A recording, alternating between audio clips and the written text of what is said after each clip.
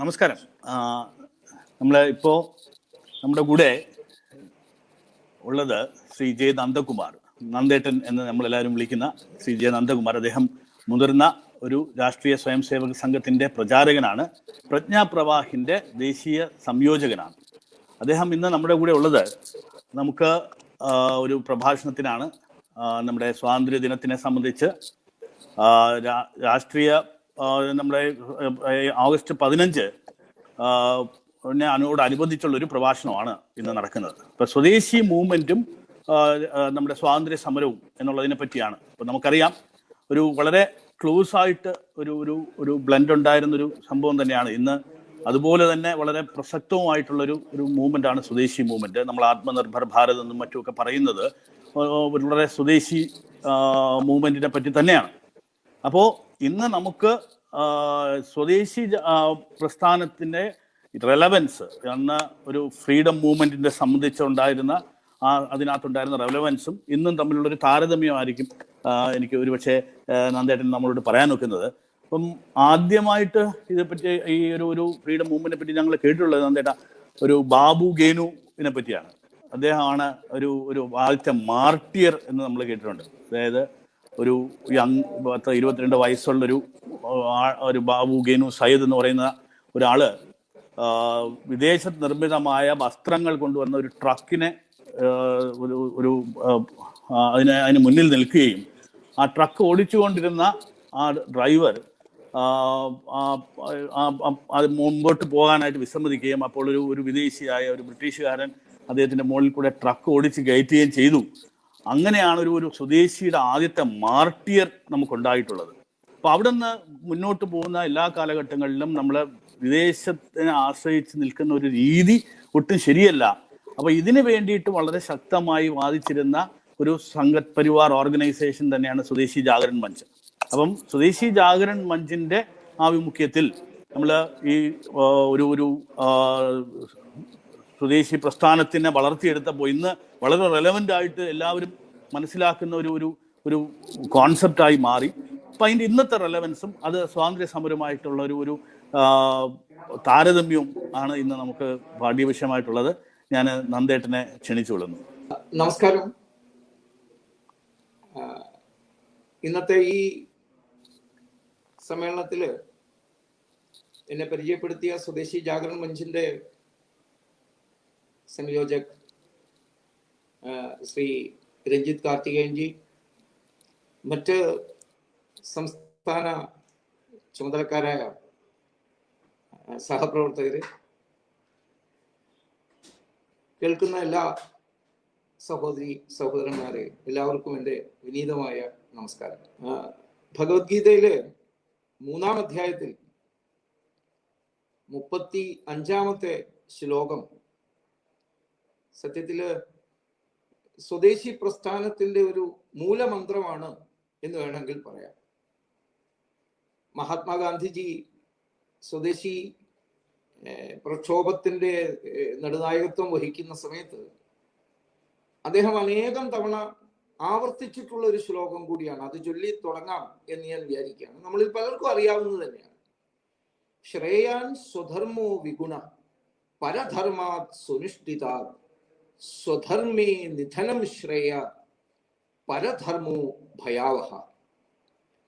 ഇതിൽ പരം ഒരു ഡെഫിനിഷൻ സ്വദേശി പ്രസ്ഥാനത്തിന് കൊടുക്കാനില്ല എന്നാണ് എനിക്ക് തോന്നുന്നത്. ഭഗവാൻ 5000 വർഷങ്ങൾക്ക് മുമ്പേ തന്നിരിക്കുകയാണ്. അർജുനന്റെ ചോദ്യങ്ങൾക്കുള്ള ഉത്തരമാണല്ലോ അത്. ഇപ്പൊ ഒരു സംശയം സ്വാഭാവികമായിട്ടുണ്ടായിരുന്നത്, ഏതാണ് യഥാർത്ഥത്തിലുള്ള ശ്രേയസ്, ഐശ്വര്യം ഏതാണ്, അതിലേക്ക് പോകുന്ന വഴിയിൽ ഉണ്ടാകുന്ന തടസ്സങ്ങളെ നേരിടേണ്ടത് എങ്ങനെ എന്നെല്ലാമാണല്ലോ ഗീത ചർച്ച ചെയ്യുന്നത്. അതിൽ പറയുന്ന ഒരു പ്രധാനപ്പെട്ട കാര്യം, പരധർമ്മം, പരന്റെ അന്യന്റെ ധർമ്മം വളരെ ആകർഷണീയമായി തോന്നാമെങ്കിലും അത് നന്നായി നടത്തപ്പെടുന്നതായി അനുഭവപ്പെടുന്നുണ്ടെങ്കിലും സ്വധർമ്മം അത്രയൊന്നും ശ്രേയസ്കരമല്ല, നല്ലതല്ല എന്ന് തോന്നുന്നുണ്ടെങ്കിലും, സ്വധർമ്മം എന്നുള്ളിടത്ത് സ്വദേശി എന്ന് വായിച്ചാലും കുഴപ്പമില്ല, സ്വധർമ്മം എന്നുള്ളിടത്ത് സ്വഭാഷ എന്ന് വായിച്ചാലും പ്രശ്നമില്ല.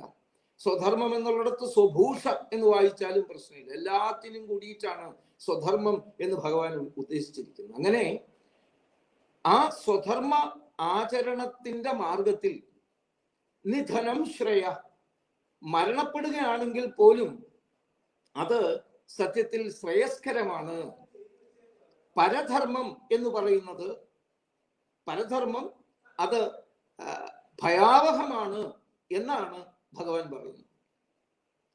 ഇത് ഞാൻ പറഞ്ഞതുപോലെ ഗാന്ധിജി പലപ്പോഴും ഗീതയുടെ അദ്ദേഹത്തിന്റെ ആ വ്യാഖ്യാനങ്ങളിലായാലും സ്വദേശി സംബന്ധമായ അദ്ദേഹത്തിന്റെ സംഭാഷണങ്ങളിലായാലും ഒക്കെ എഴുത്തുകളിലും ഒക്കെ ആവർത്തിച്ചിട്ടുണ്ട് ഈ ശ്ലോകം.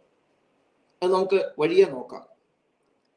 സ്വദേശി പ്രക്ഷോഭത്തിലെ ആദ്യത്തെ ഒരു ബലിദാനിയെ കുറിച്ച്, ആരായിരുന്നു ബലിദാനി എന്നതിനെ കുറിച്ച് നേരത്തെ രഞ്ജിത് ജി സൂചിപ്പിച്ചു. ബാബുഗേനുവിനെ കുറിച്ച്. ബാബുഗേനു ദിനമാണ് സ്വദേശി ജാഗരൺ മഞ്ചും സ്വദേശി പ്രക്ഷോഭത്തിന്റെ, നമ്മുടെ മുന്നേറ്റത്തിന്റെ ഒരു പ്രധാനപ്പെട്ട ദിനമായി ആചരിക്കുന്നത്.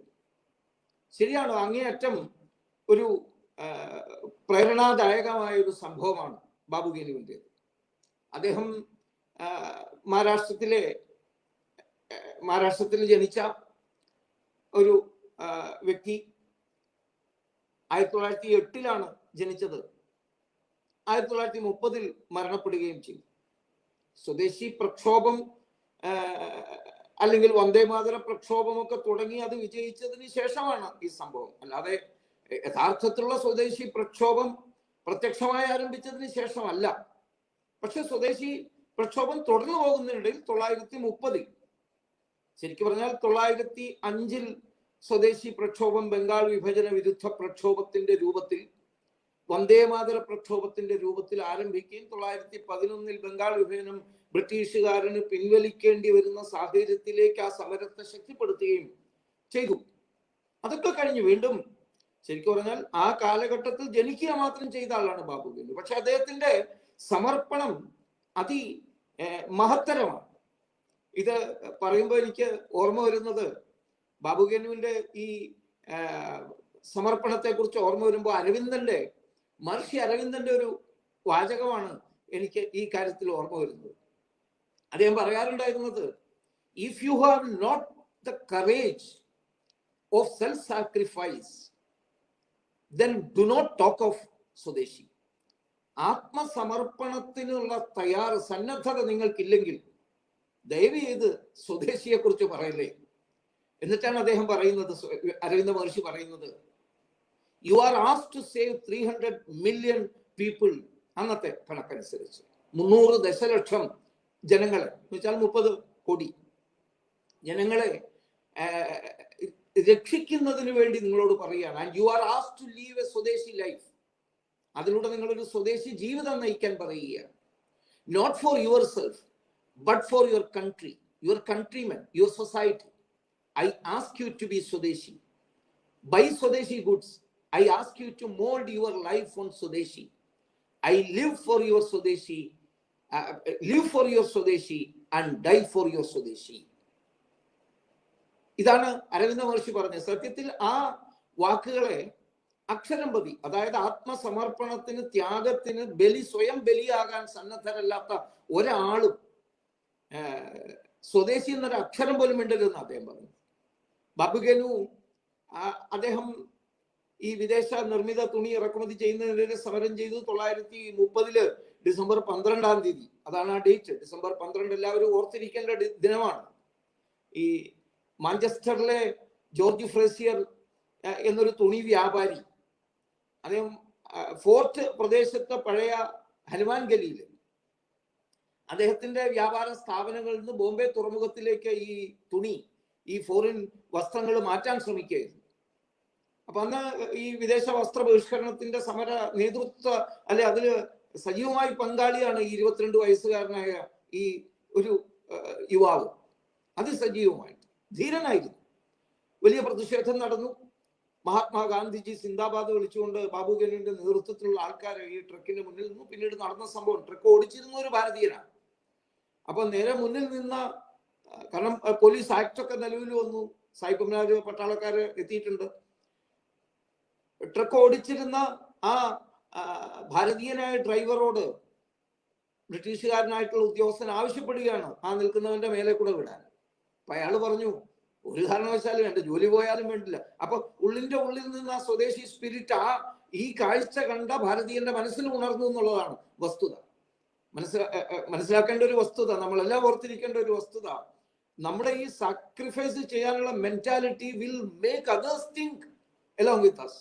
അതാണ് ഏറ്റവും പ്രധാനപ്പെട്ട കാര്യം. നമ്മളോടൊപ്പം ചിന്തിക്കാനുള്ള ആ വിചാരം വികാരം അവരുടെ മനസ്സിലുണ്ടാവും. അപ്പൊ അയാൾ തയ്യാറാകാത്തപ്പോ കുറെ ചീത്തയൊക്കെ പറഞ്ഞ് അയാളെ ഉന്തിത്തള്ളി പുറത്തിട്ടിട്ട് ഈ സായിപ്പ് കോപാകുലനായിട്ട് ഈ വണ്ടി ഓടിച്ച്, ഈ 22 വയസ്സെന്ന് പറയുമ്പോൾ ഒന്ന് ആലോചിച്ച് നോക്കൂ, ഇളം ശരീരത്തിന്റെ മേലെ കൂടി ആ ഭാരമേറിയ ട്രക്ക് കയറ്റി ഇറക്കി കൊണ്ടുപോയി. ചൈനക്കാര് ടിയാനൻമെൻ സ്ക്വയറിൽ കുട്ടികളോട് ചെയ്തതുപോലെ ബ്രിട്ടീഷുകാരൻ ബാബു ഗനുവിനോട് ചെയ്തു. ഇന്നും ബാബു ഗനുവിന്റെ പേരിലുള്ള ഒട്ടനവധി റോഡുകള്, സ്ഥാപനങ്ങള്, പ്രത്യേകിച്ചും NDA സർക്കാർ വന്നതിന് ശേഷം ബാബു ഗനുവിന് വലിയ അംഗീകാരം ലഭിക്കുകയൊക്കെ ചെയ്തു. അപ്പോ സത്യമാണ് അദ്ദേഹത്തിന്റെ ആ പ്രവർത്തനം 1930 ആ ആത്മ സമർപ്പണം യഥാർത്ഥത്തിൽ. അതിനുമുമ്പ് ഒട്ടനവധി ആൾക്കാര് ഈ സ്വദേശി പ്രക്ഷോഭത്തിൽ പങ്കെടുത്തുകൊണ്ട് ഭാരതത്തിന്റെ സ്വാതന്ത്ര്യത്തിലേക്കുള്ള, സ്വരാജിലേക്കുള്ള മാർഗം എന്ന നിലയിൽ എപ്പോഴും ഗാന്ധിജി ആയാലും അരവിന്ദ മഹർഷി ആയാലും ലോകമാന്യ തിലകനായാലും ലാലാ ലജപത് റായ് ആയാലും ബിപിൻ ചന്ദ്ര പാൽ, ഇവരൊക്കെ ആയിരുന്നല്ലോ സ്വദേശി പ്രക്ഷോഭത്തിന്റെ നേതൃത്വം. ലാൽ ബാൽ പാൽ അവരാണ് അതിന്റെ ആശയ അടിത്തറ ഉണ്ടാക്കി തന്നത്. ലാലാ ലജപത് റായും ബിപിൻ ചന്ദ്ര പാലും മഹർഷി അരവിന്ദനും, മാന്യ തിലകനും, പിന്നീട് മഹർഷി അരവിന്ദൻ, അവരൊക്കെ പറയുമായിരുന്നത് സ്വദേശി എന്നത് മാർഗമാണ്, ലക്ഷ്യം സ്വരാജാണ്, സ്വാതന്ത്ര്യമാണ്, നമ്മുടേതായ ഭരണം നിലവിൽ വരലാണ്. ഈ പദങ്ങൾക്കൊക്കെ ആ മഹാനുഭാവന്മാർ കാണുന്ന അർത്ഥം കേവല രാഷ്ട്രീയമോ കേവല സാമ്പത്തികമോ ആയ മാനത്തിൽ ഒതുങ്ങുന്നതല്ല. അത് കുറച്ചുകൂടി ആഴത്തിൽ മനസ്സിലാക്കേണ്ടതാണ്. നമുക്ക് സമയ ലഭ്യത അനുസരിച്ച് അതിലേക്കൂടെ കടന്നു വരാമെന്ന് വിചാരിക്കാം. ഏതായാലും ഒരു അല്പം ചരിത്രം പറയേണ്ടതുണ്ട് എന്നതുകൊണ്ട് സത്യത്തിൽ ഈ സ്വദേശി മൂവ്മെന്റ് തുടങ്ങുന്നത് 1905 അതിനു മുമ്പേ ആരംഭിച്ചു. ഈ സ്വസങ്കല്പത്തിന്റെ അടിസ്ഥാനത്തിൽ നോക്കുകയാണെങ്കിൽ ഈ സ്വവികാരം, സ്വദേശി വികാരം, അത് വൈദിക കാലം മുതലേ ഭാരതീയരുടെ ഉള്ളിലുള്ളതാണ്. അതിന് വലിയ വഴക്കാണുള്ളത്. അതായത് ആധുനിക കാലം നോക്കുമ്പോൾ സത്യത്തിൽ കൂക്ക പ്രസ്ഥാനവുമായിട്ട് ബന്ധപ്പെട്ടിട്ടാണ് ബാബ രാംസിംഗ് കൂക്ക പ്രസ്ഥാനത്തെ കുറിച്ച് നമ്മൾ കേട്ടിരിക്കും. സ്വാതന്ത്ര്യ സമരത്തിൽ 1857 സ്വാതന്ത്ര്യ സമരത്തിന് ശേഷം സന്യാസി റെബലിയൻ. ആ സന്യാസി റെബലിയനെ തുടർന്ന് നടക്കുന്ന ഏറ്റവും വലിയൊരു വിപ്ലവമാണ് ഈ സിഖ് നാംധാരി വിഭാഗത്തിന്റെ ഉള്ളിലെ ആചാര്യനായിരുന്നു. അവരുടെ സങ്കല്പ പ്രകാരം 12ാമത്തെ ഗുരുവായി സങ്കല്പിക്കുന്ന ബാബ രാംസിംഗ് കൂക്ക ഒരു വലിയ പ്രക്ഷോഭമായിരുന്നു. അദ്ദേഹത്തിന്റെ നേതൃത്വത്തിൽ 1871-72 കാലഘട്ടത്തിൽ സജീവമായ സ്വദേശി പ്രക്ഷോഭം നടന്നിട്ടുണ്ട്. രാംസിംഗ് കൂക്ക അദ്ദേഹത്തിന്റെ നാമധാരി ശിഷ്യന്മാരോട്, പിന്മുറക്കാരോട്, അനുയായികളോട് ആവശ്യപ്പെട്ടത്, പിന്നീട് 1905 കാലഘട്ടത്തിൽ വന്ദേമാതര പ്രക്ഷോഭ സമയത്ത് ലോകമാന്യ തിലകനും വീരസവർക്കറും ഒക്കെ പറഞ്ഞ, 1918 കാലഘട്ടത്തിന് ശേഷം മഹാത്മാഗാന്ധിയുടെ നേതൃത്വത്തിൽ ഈ സ്വദേശി പ്രക്ഷോഭം പുതിയൊരു മാനം കൈക്കൊള്ളുന്ന സമയത്ത് പറഞ്ഞ അതേ കാര്യം ബാബ രാംസിംഗ് കൂക്ക, അതൊക്കെ നമ്മൾ സ്മരിക്കേണ്ടതുണ്ട്. അതുകൊണ്ടാണ് ഞാൻ ഈ സമയത്ത് അതുകൂടി പറയുന്നത്. അദ്ദേഹം പറഞ്ഞു, ഭാരതീയമായ വസ്ത്രം മാത്രമേ ധരിക്കാവൂ, നമ്മുടെ നാട്ടിൽ ഉണ്ടാക്കുന്ന വസ്ത്രങ്ങൾ മാത്രമേ ധരിക്കാവൂ. ഈ ബോയ്ക്കോട്ട്, ബഹിഷ്കരണം എന്ന് പറയുന്ന പ്രക്ഷോഭവും കൂക്കയാണ് തുടങ്ങിയത് എന്ന്, രാംസിംഗ് കൂക്കയാണ് തുടങ്ങിയത്. അന്ന് പറഞ്ഞു, വൈദേശികമായ ഒരു വസ്തു പോലും സ്വധർമ്മേ നിധനം ശ്രേയ പരധർമ്മ സുനുഷ്ഠിത പരധർമ്മ ഭയാവഹ എന്ന ആശയം വെച്ചുകൊണ്ട് അദ്ദേഹം പറഞ്ഞു, വൈദേശിക വസ്തുക്കളൊക്കെയും ബഹിഷ്കരിക്കണം. അത് മാത്രല്ല, രാംസിംഗ് കൂക്ക അതിൽ നിന്നും മുന്നോട്ട് പോയി എന്ന് കാണാം. ബ്രിട്ടീഷുകാരുടെ കോടതിയെ ആശ്രയിക്കേണ്ടി വരരുത് നമുക്ക്. ഒരു തരത്തിൽ പറഞ്ഞാൽ കോൺഫ്ലിക്ട് ഡിസ്പ്യൂട്ട് സൊല്യൂഷൻസിന് വേണ്ടിയിട്ട് നമ്മൾ ഒരിക്കലും ബ്രിട്ടീഷ് നിയമവ്യവസ്ഥയെ ആശ്രയിക്കരുത്. നമുക്ക് നമ്മുടേതായ നീതിന്യായ വ്യവസ്ഥ ഉണ്ടാക്കണം എന്ന് പറഞ്ഞുകൊണ്ട് പഞ്ചാബ് മേഖലയിൽ നാംധാരി വിഭാഗത്തിന് വലിയ സ്വാധീനം ഉണ്ടായിരുന്ന മേഖലയിൽ ഒരൊറ്റ കേസ് പോലും ബ്രിട്ടീഷുകാരുടെ കയ്യിൽ പോകാതെ അവര് അത് പരിഹരിച്ചു. അവിടെയും നിന്നില്ല. വിദ്യാഭ്യാസ മേഖല സ്വദേശിവൽക്കരിക്കണം എന്നാവശ്യപ്പെട്ടുകൊണ്ട് അതിശക്തമായി മുന്നോട്ട് വരികയും അനേകം വിദ്യാലയങ്ങൾ രാം സിംഗ് കുക്കയുടെ നേതൃത്വത്തിൽ ആരംഭിച്ചു. അപ്പോ 19ാം നൂറ്റാണ്ടിന്റെ ആ അവസാന പാദത്തിൽ 1871 തന്നെ ഈ പ്രക്ഷോഭം ആരംഭിച്ചതായിട്ട് നമുക്ക് കാണാം. അത് ആധുനിക കാലത്തെ ആദ്യത്തെ സ്വദേശി പ്രക്ഷോഭ തരംഗമായിരുന്നു എങ്കിൽ ഒരു രണ്ടാം തരംഗമായിട്ട് വരുന്നത് ദാദാഭായ് നൗറോജിയുടെയും അതേപോലെ ലോകമാന്യ തിലകന്റെയും റാനഡയുടെയും ജി വി ജോഷിയുടെയും ഒക്കെ നേതൃത്വത്തിൽ നടന്ന ഒരു പോരാട്ടമാണ്. ഇപ്പോ നമുക്കെല്ലാം അറിയാം, ഈ സ്വദേശി പ്രക്ഷോഭത്തിന്റെ സാമ്പത്തിക വശം ഏറ്റവും അടിസ്ഥാനപരമായി ഉറപ്പിച്ച ആള് പിൽക്കാലത്ത് ഗാന്ധിജിയും പിന്നീട് പണ്ഡിറ്റ് ദീനദയാൽ ഉപാധ്യായയും ഒക്കെ ആ സ്വദേശി സമ്പദ് വ്യവസ്ഥയുടെ മഹത്വം പറഞ്ഞിട്ടുണ്ടെങ്കിലും ദാദാഭായ് നൗറോജി ആയിരുന്നു. നമുക്കെല്ലാം അറിയാം, അദ്ദേഹത്തിന്റെ പ്രസിദ്ധമായ പുസ്തകം പോവർട്ടി ആൻഡ് അൺബ്രിട്ടീഷ് റൂൾ എന്ന് പറയുന്നതായ ഗ്രന്ഥം അത്യഗാധമായ അങ്ങേയറ്റം ഗഹനമായ പഠനങ്ങളിലൂടെ ബ്രിട്ടനിലും ഒക്കെ പോയി കിട്ടിയ രേഖകളുടെ അടിസ്ഥാനത്തിൽ നടത്തിയ അദ്ദേഹത്തിന്റെ അധ്യയനമാണ് അതാണ് ആ പുസ്തകം. പോവർട്ടി എന്ന ചുരുക്കപ്പേരിൽ അറിയപ്പെടുന്ന ആ പുസ്തകം. അതിലാണ് ഒരുപക്ഷെ ആദ്യമായി, പിന്നീട് പലരും അതിനെക്കുറിച്ച് എഴുതിയിട്ടില്ല എന്നല്ല, ബ്രിട്ടീഷുകാർ നമ്മുടെ ഇവിടെ നടത്തുന്ന ഈ ഹീനമായ പ്രവർത്തനം അതിലൂടെ ഉണ്ടാകുന്നത് ഒരു തരത്തിൽ പറഞ്ഞാൽ ഒരു വെൽത്ത് ഡ്രെയിൻ ആണ്. അദ്ദേഹത്തിന്റെ ഡ്രെയിൻ തിയറി, ഒരു ചോർത്തൽ സിദ്ധാന്തം, 200 ദശലക്ഷം മുതൽ 300 ദശലക്ഷം വരെ പൗണ്ടിന്റെ ഇന്നത്തെ വില കണക്കുകൂട്ടി നോക്കൂ, അത്രയും പണമാണ് ബ്രിട്ടീഷുകാർ ഇവിടെ നിന്ന് ചോർത്തിക്കൊണ്ടുപോയത്. അതിന് അദ്ദേഹം വേറൊരു പേരിട്ടിരിക്കുന്നത് ഒരു രക്തരക്ഷസ്വാദം എന്നാണ്, വാമ്പയറിസം. ഞാൻ വാമ്പയറിനൊരു തർജ്ജമ ചെയ്തതാണ്.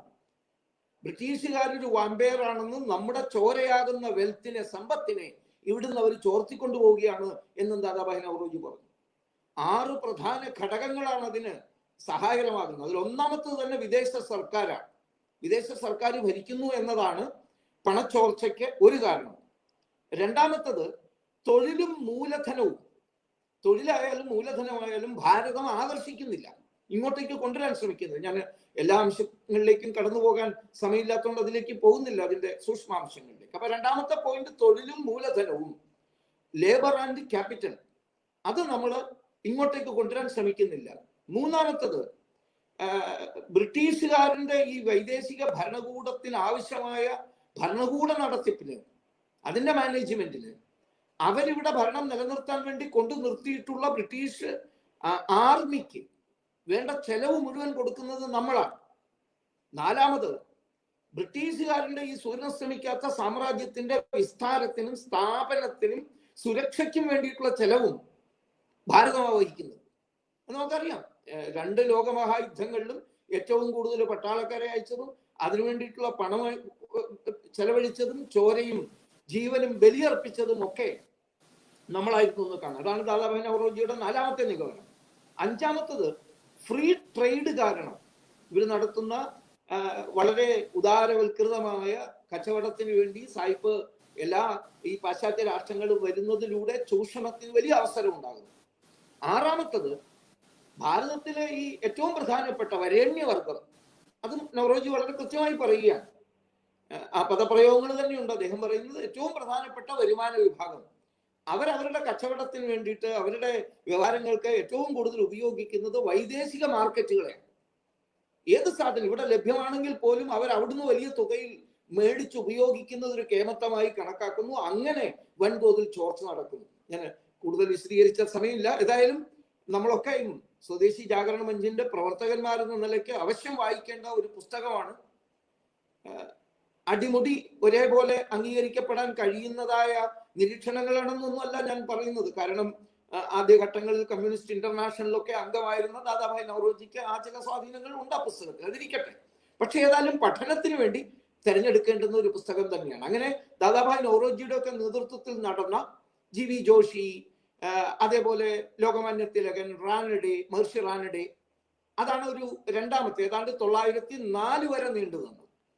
1871 കുക്ക പ്രസ്ഥാനം ഞാൻ അതിനെ ഒരു ആദ്യ തരംഗമായി പറയുന്നുവെങ്കിൽ രണ്ടാം തരംഗം അതാണ്.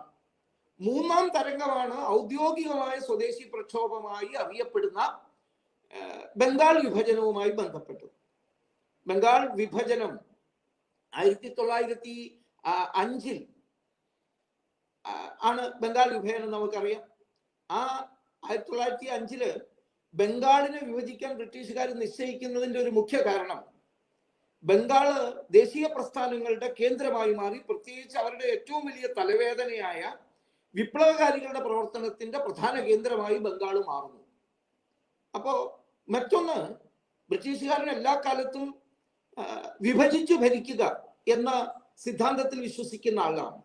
വിഭജിച്ചുകൊണ്ട് ഭരിക്കുന്നവരെ ദുർബലരാക്കുക, ഭരിക്കപ്പെടുന്നവരെ ദുർബലരാക്കുക, അതിലൂടെ ഭരണം എക്കാലത്തേക്ക് മുന്നോട്ട് കൊണ്ടുപോവുക, അതാണ് അവരുടെ ഒരു പോളിസി.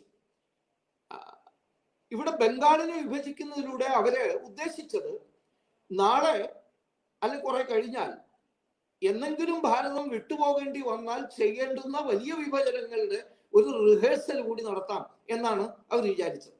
അങ്ങനെ ചിന്തിച്ചുകൊണ്ടാണ് ആ ചിന്ത 903 കാലഘട്ടത്തിലെ അവർ തുടങ്ങിയിരുന്നു. കർസൻ പ്രഭു വൈസ്രോയി ആയിരുന്നു.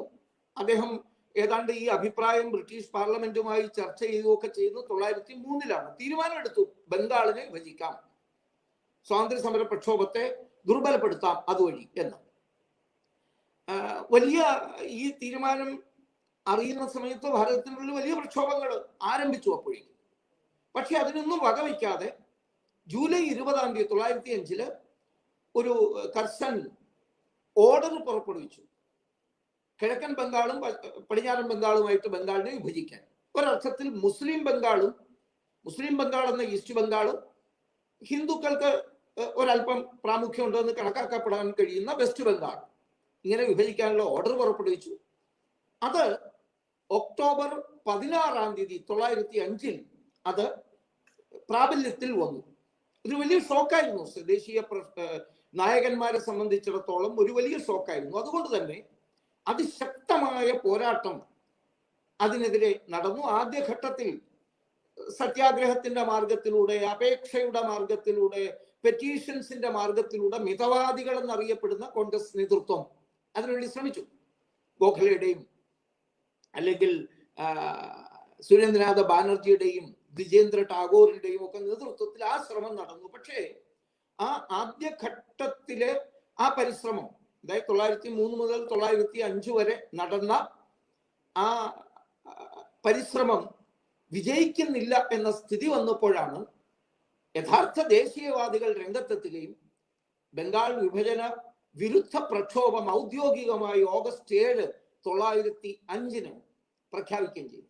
ആ പ്രക്ഷോഭത്തിന്റെ പേര് തന്നെ സ്വദേശി പ്രക്ഷോഭം എന്നായിരുന്നു. കൽക്കട്ട ടൗൺ ഹാളിൽ ഒരു വലിയ ഒരു മാസീവ് ഗാദറിംഗ്, വലിയ യോഗം, ഹാളിന്റെ ഉള്ളിൽ ആൾക്കാർക്ക് ഇരിക്കാനും നിൽക്കാനും ഇടവില്ലാതെ പുറത്തുമൊക്കെ നിന്നുകൊണ്ട് അവര് അതിൽ പങ്കാളികളാവുകയായിരുന്നു. ഇത് മാത്രമല്ല, അവര് അതിൽ എല്ലാ മതവിഭാഗക്കാരും ഉണ്ടായിരുന്നു, മുസ്ലിങ്ങൾ ഉണ്ടായിരുന്നു, ഹിന്ദുക്കൾ ഉണ്ടായിരുന്നു. ഈസ്റ്റ് ബംഗാൾ എന്നൊരു ബംഗാൾ കിട്ടുന്നു തങ്ങൾക്കെന്ന ചിന്ത അന്നത്തെ മുസ്ലിം ജനസാമാന്യത്തിന് ഉണ്ടായിരുന്നില്ല. അവര് നമ്മുടെ നാടിനെ പെറ്റ അമ്മയെ വെട്ടിപ്പിളർക്കുന്നതായിട്ടാണ് അവരും കണക്കാക്കിയത്. അതുകൊണ്ട് എല്ലാ വിഭാഗം ജനങ്ങളും ഒരുമിച്ച് കൂടുകയും സുരേന്ദ്രനാഥ ബാനർജിയുടെ ഒക്കെ നേതൃത്വത്തിലാണ് പരിപാടി നടന്നത്. ആ പരിപാടിയിൽ വെച്ച് മഹാനായ രവീന്ദ്രനാഥ ടാഗോർ സർവർക്കും വന്ദേമാതര ഗാനം ചൊല്ലിക്കൊടുത്തു. ടാഗോർ ഒരു ഗായകൻ കൂടിയായിരുന്നു എന്ന്, നല്ലൊരു സംഗീതജ്ഞൻ കൂടിയായിരുന്നു എന്ന് എല്ലാവർക്കും അറിയാം. ബങ്കിംചന്ദ്ര ചാറ്റർജിയുടെ വന്ദേമാതരം എന്ന ഭാരതത്തിന്റെ സ്വാതന്ത്ര്യ സമരത്തിന്റെ വിപ്ലവ മന്ത്രം ചൊല്ലിക്കൊടുക്കുകയും പങ്കെടുത്ത ഓരോരുത്തരും അന്യോന്യം രാഖി ബന്ധനം നടത്തുകയും, ഇത് ഓഗസ്റ്റ് 7 ഓർക്കണം, ശ്രാവണ പൗർണമിയുടെ അടുത്ത നാളുകളായിരുന്നു, രാഖി ബന്ധനം നടത്തുകയും ഈ ദേശത്തെ, എന്റെ ദേശത്തെ, സ്വദേശത്തെ പിളർത്തുവാൻ ഒരു കാരണവശാലും അനുവദിക്കില്ല എന്ന് പ്രതിജ്ഞ എടുക്കുകയും ചെയ്തുകൊണ്ടുള്ള അത്യുജ്വലമായ പ്രക്ഷോഭം നടത്തുകയും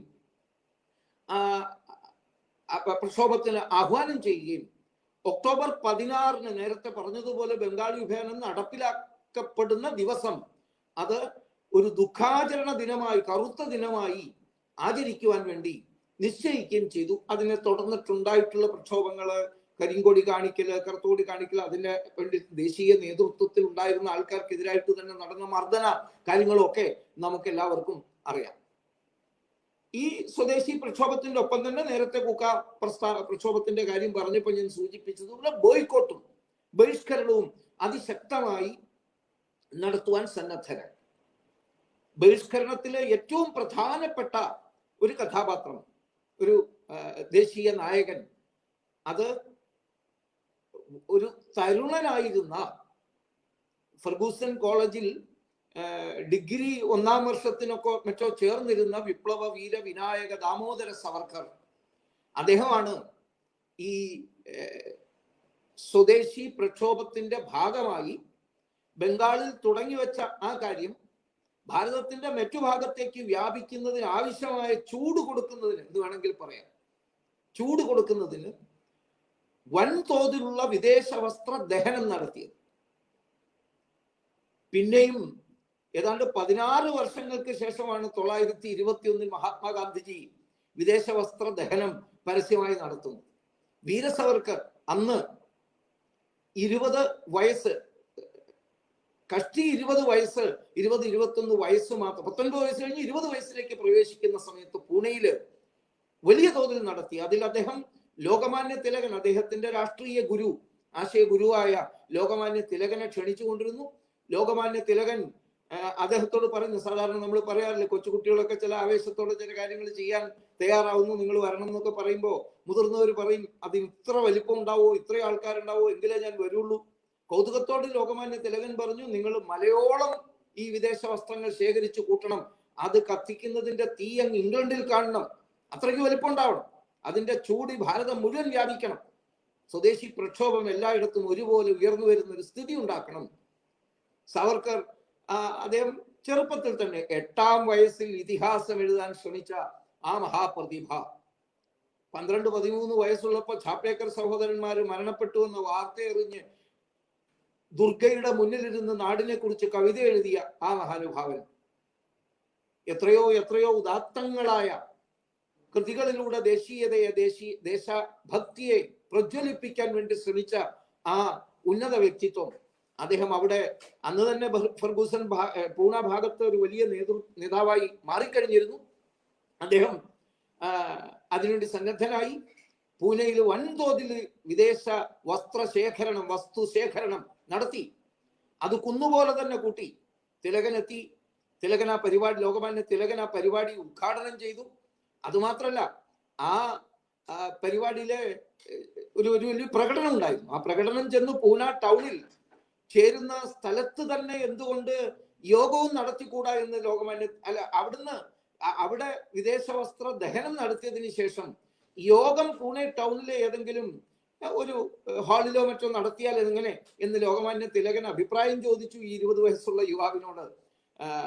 ആ സമയത്ത് ധീരനായ സവർക്കർ പറഞ്ഞു, ഇല്ല, ആ വിദേശ വസ്ത്ര ദഹനം നടത്തുന്ന, കത്തിക്കുന്നതിന്റെ ചൂടിന്റെയും വെളിച്ചത്തിന്റെയും മുന്നിൽ നിന്ന് ഭാരതീയരുടെ മനസ്സിൽ സ്വാതന്ത്ര്യത്തിന്റെ വികാരം, സ്വരാജ് നേടുന്നതിന്റെ വികാരത്തെ വളർത്താൻ, freedom is my birthright and I shall have it എന്ന് പറഞ്ഞ, സ്വാതന്ത്ര്യം എന്റെ ജന്മാവകാശമാണ്, അത് ഞാൻ നേടുക തന്നെ ചെയ്യും ബ്രിട്ടീഷുകാരെ, അത് നിന്റെ ഔദാര്യമല്ല, അത് എന്റെ ജന്മാവകാശമാണ്, ഞാനത് പിടിച്ചു വാങ്ങുമെന്ന് പറഞ്ഞ തിലകൻ അവിടെ നിന്ന് ഗർജിക്കണം.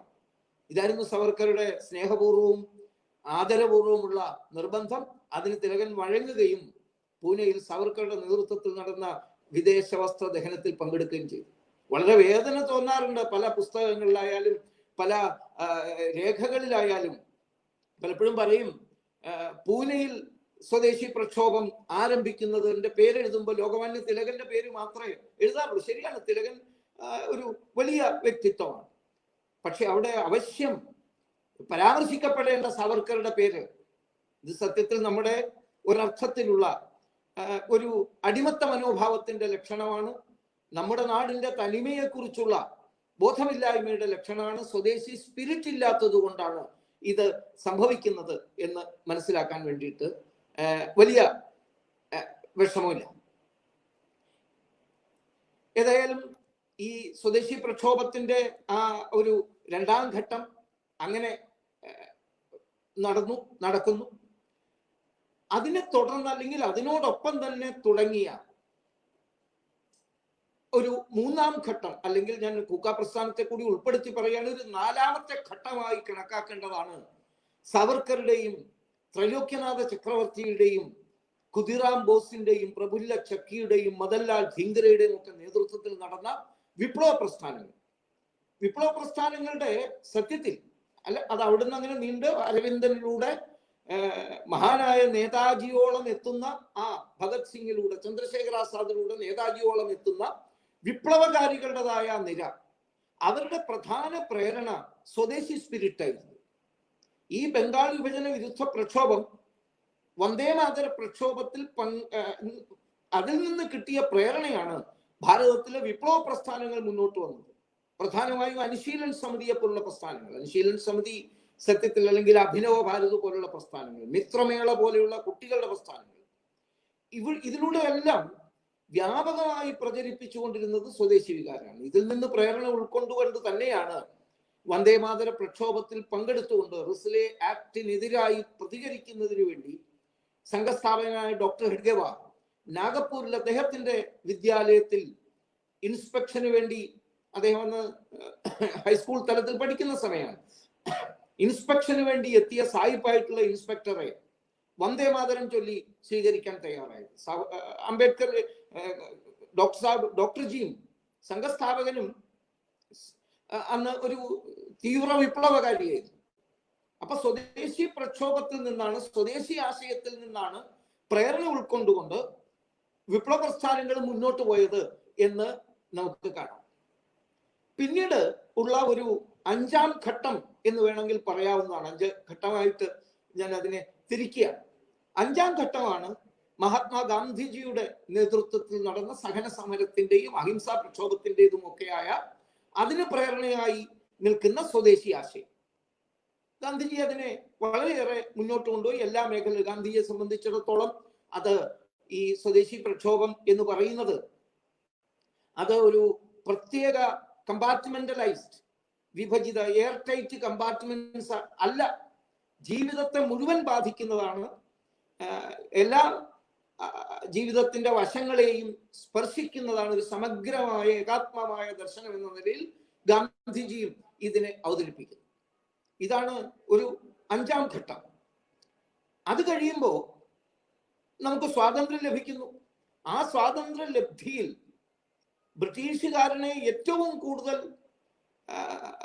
വിഷമിപ്പിച്ച, അല്ലെങ്കിൽ സ്വാതന്ത്ര്യ ലബ്ധിക്ക് അവരെ കാരണമായി തീർന്നതിൽ ഏറ്റവും പ്രധാനപ്പെട്ട സ്വദേശി പ്രക്ഷോഭമായിരുന്നു. ഇപ്പൊ സർവതല സ്പർശിയായ, ഇപ്പോ സാമ്പത്തിക മേഖലയിലായാലും വിദ്യാഭ്യാസ മേഖലയിലായാലും ഒക്കെ വീറോടെ വാശിയോടെയുള്ള ഭാരതീയരുടെ പോരാട്ടത്തിന്റെ മുന്നിലാണ് ബ്രിട്ടീഷുകാർ മുട്ടുകുത്തിയത് എന്ന കാര്യത്തിൽ സംശയമേ ഇല്ല. ഇപ്പൊ സ്വദേശിയായിരുന്നു മൂല പ്രേരണ. പക്ഷേ സ്വാതന്ത്ര്യം ലഭിച്ച സമയത്ത് നമുക്ക് അറിയാമായിരിക്കാം, ഈ സ്വദേശി വികാരത്തെ മുന്നോട്ട് കൊണ്ടുപോകേണ്ടിയിരുന്നു ഭാരതീയ ഭരണാധികാരി എന്ന് ഞാൻ പറയുമ്പോൾ ആരെങ്കിലും ഒരാളെ ഉദ്ദേശിച്ചു മാത്രമല്ല, ഒരു പ്രത്യേക വിചാരത്തിൽ, ചിന്തയിൽ പെടുന്നതായ ആളുകൾ, ഒരു സ്കൂൾ ഓഫ് തോട്ടിലെ ആൾക്കാർ. നെഹ്റു അതിന്റെ നേതൃത്വം വഹിച്ച ആളാണ്. ഞാൻ പറഞ്ഞു വന്നത്, ബ്രിട്ടീഷുകാർക്കെതിരായിട്ടുള്ള പോരാട്ടം 1857 മുതൽ 1871 വരെ ഉള്ള കാലഘട്ടം, അതിനുശേഷം നടന്ന രണ്ടാമത്തെ ദാദാഭായ് നവറോജിയോ ഗോഖലെയോ ഒക്കെ നേതൃത്വം കൊടുത്ത ആ പ്രക്ഷോഭം, പിന്നീട് അത് ബംഗാൾ വിഭജനത്തിനെതിരായി നടന്ന ഔദ്യോഗികമായി സ്വദേശി പ്രക്ഷോഭം എന്ന നിലയിൽ പേര് കിട്ടിയ ആ മൂന്നാം ഘട്ടം, വിപ്ലവകാരികളുടേതായ നാലാം ഘട്ടം, അവരിലൂടെ പട്ടാളത്തിലേക്കും നേവിയിലേക്കും ഒക്കെ ഈ സ്വദേശി വികാരം, എയർഫോഴ്സിലേക്കും ഒക്കെ ഈ സ്വദേശി വികാരം കടന്നെത്തിയതിന്റെ വലിയ അനുരണനങ്ങൾ. അത് കഴിഞ്ഞ് മഹാത്മാഗാന്ധിജിയുടെ നേതൃത്വത്തിൽ നടന്ന ആ അഞ്ചാം ഘട്ടം, സത്യത്തിൽ ആറാമത്തെ ഘട്ടം, സ്വാതന്ത്ര്യം ലഭിച്ചതിന് ശേഷം ഒരു make India, stand up India, startup India തുടങ്ങേണ്ടിയിരുന്നു അന്നത്തെ പ്രധാനമന്ത്രി, പ്രഖ്യാപിക്കേണ്ടിയിരുന്നു. ചെങ്കോട്ടയുടെ മുകളിൽ നിന്ന് ആ പ്രഭാഷണമായിരുന്നു കേൾക്കേണ്ടിയിരുന്നത് നമുക്ക്. പക്ഷെ അതിന് ഘടകവിരുദ്ധം എന്ന് ഞാൻ പറയാൻ കാരണം, ആ പ്രഭാഷണം വീണ്ടും നിങ്ങൾ കേൾക്കുന്നുണ്ടെങ്കിൽ നെഹ്റുജി ആംഗല ഭാഷാ സമർത്ഥനത്തിൽ വലിയ സാമർഥ്യമുള്ള ആളാണ്.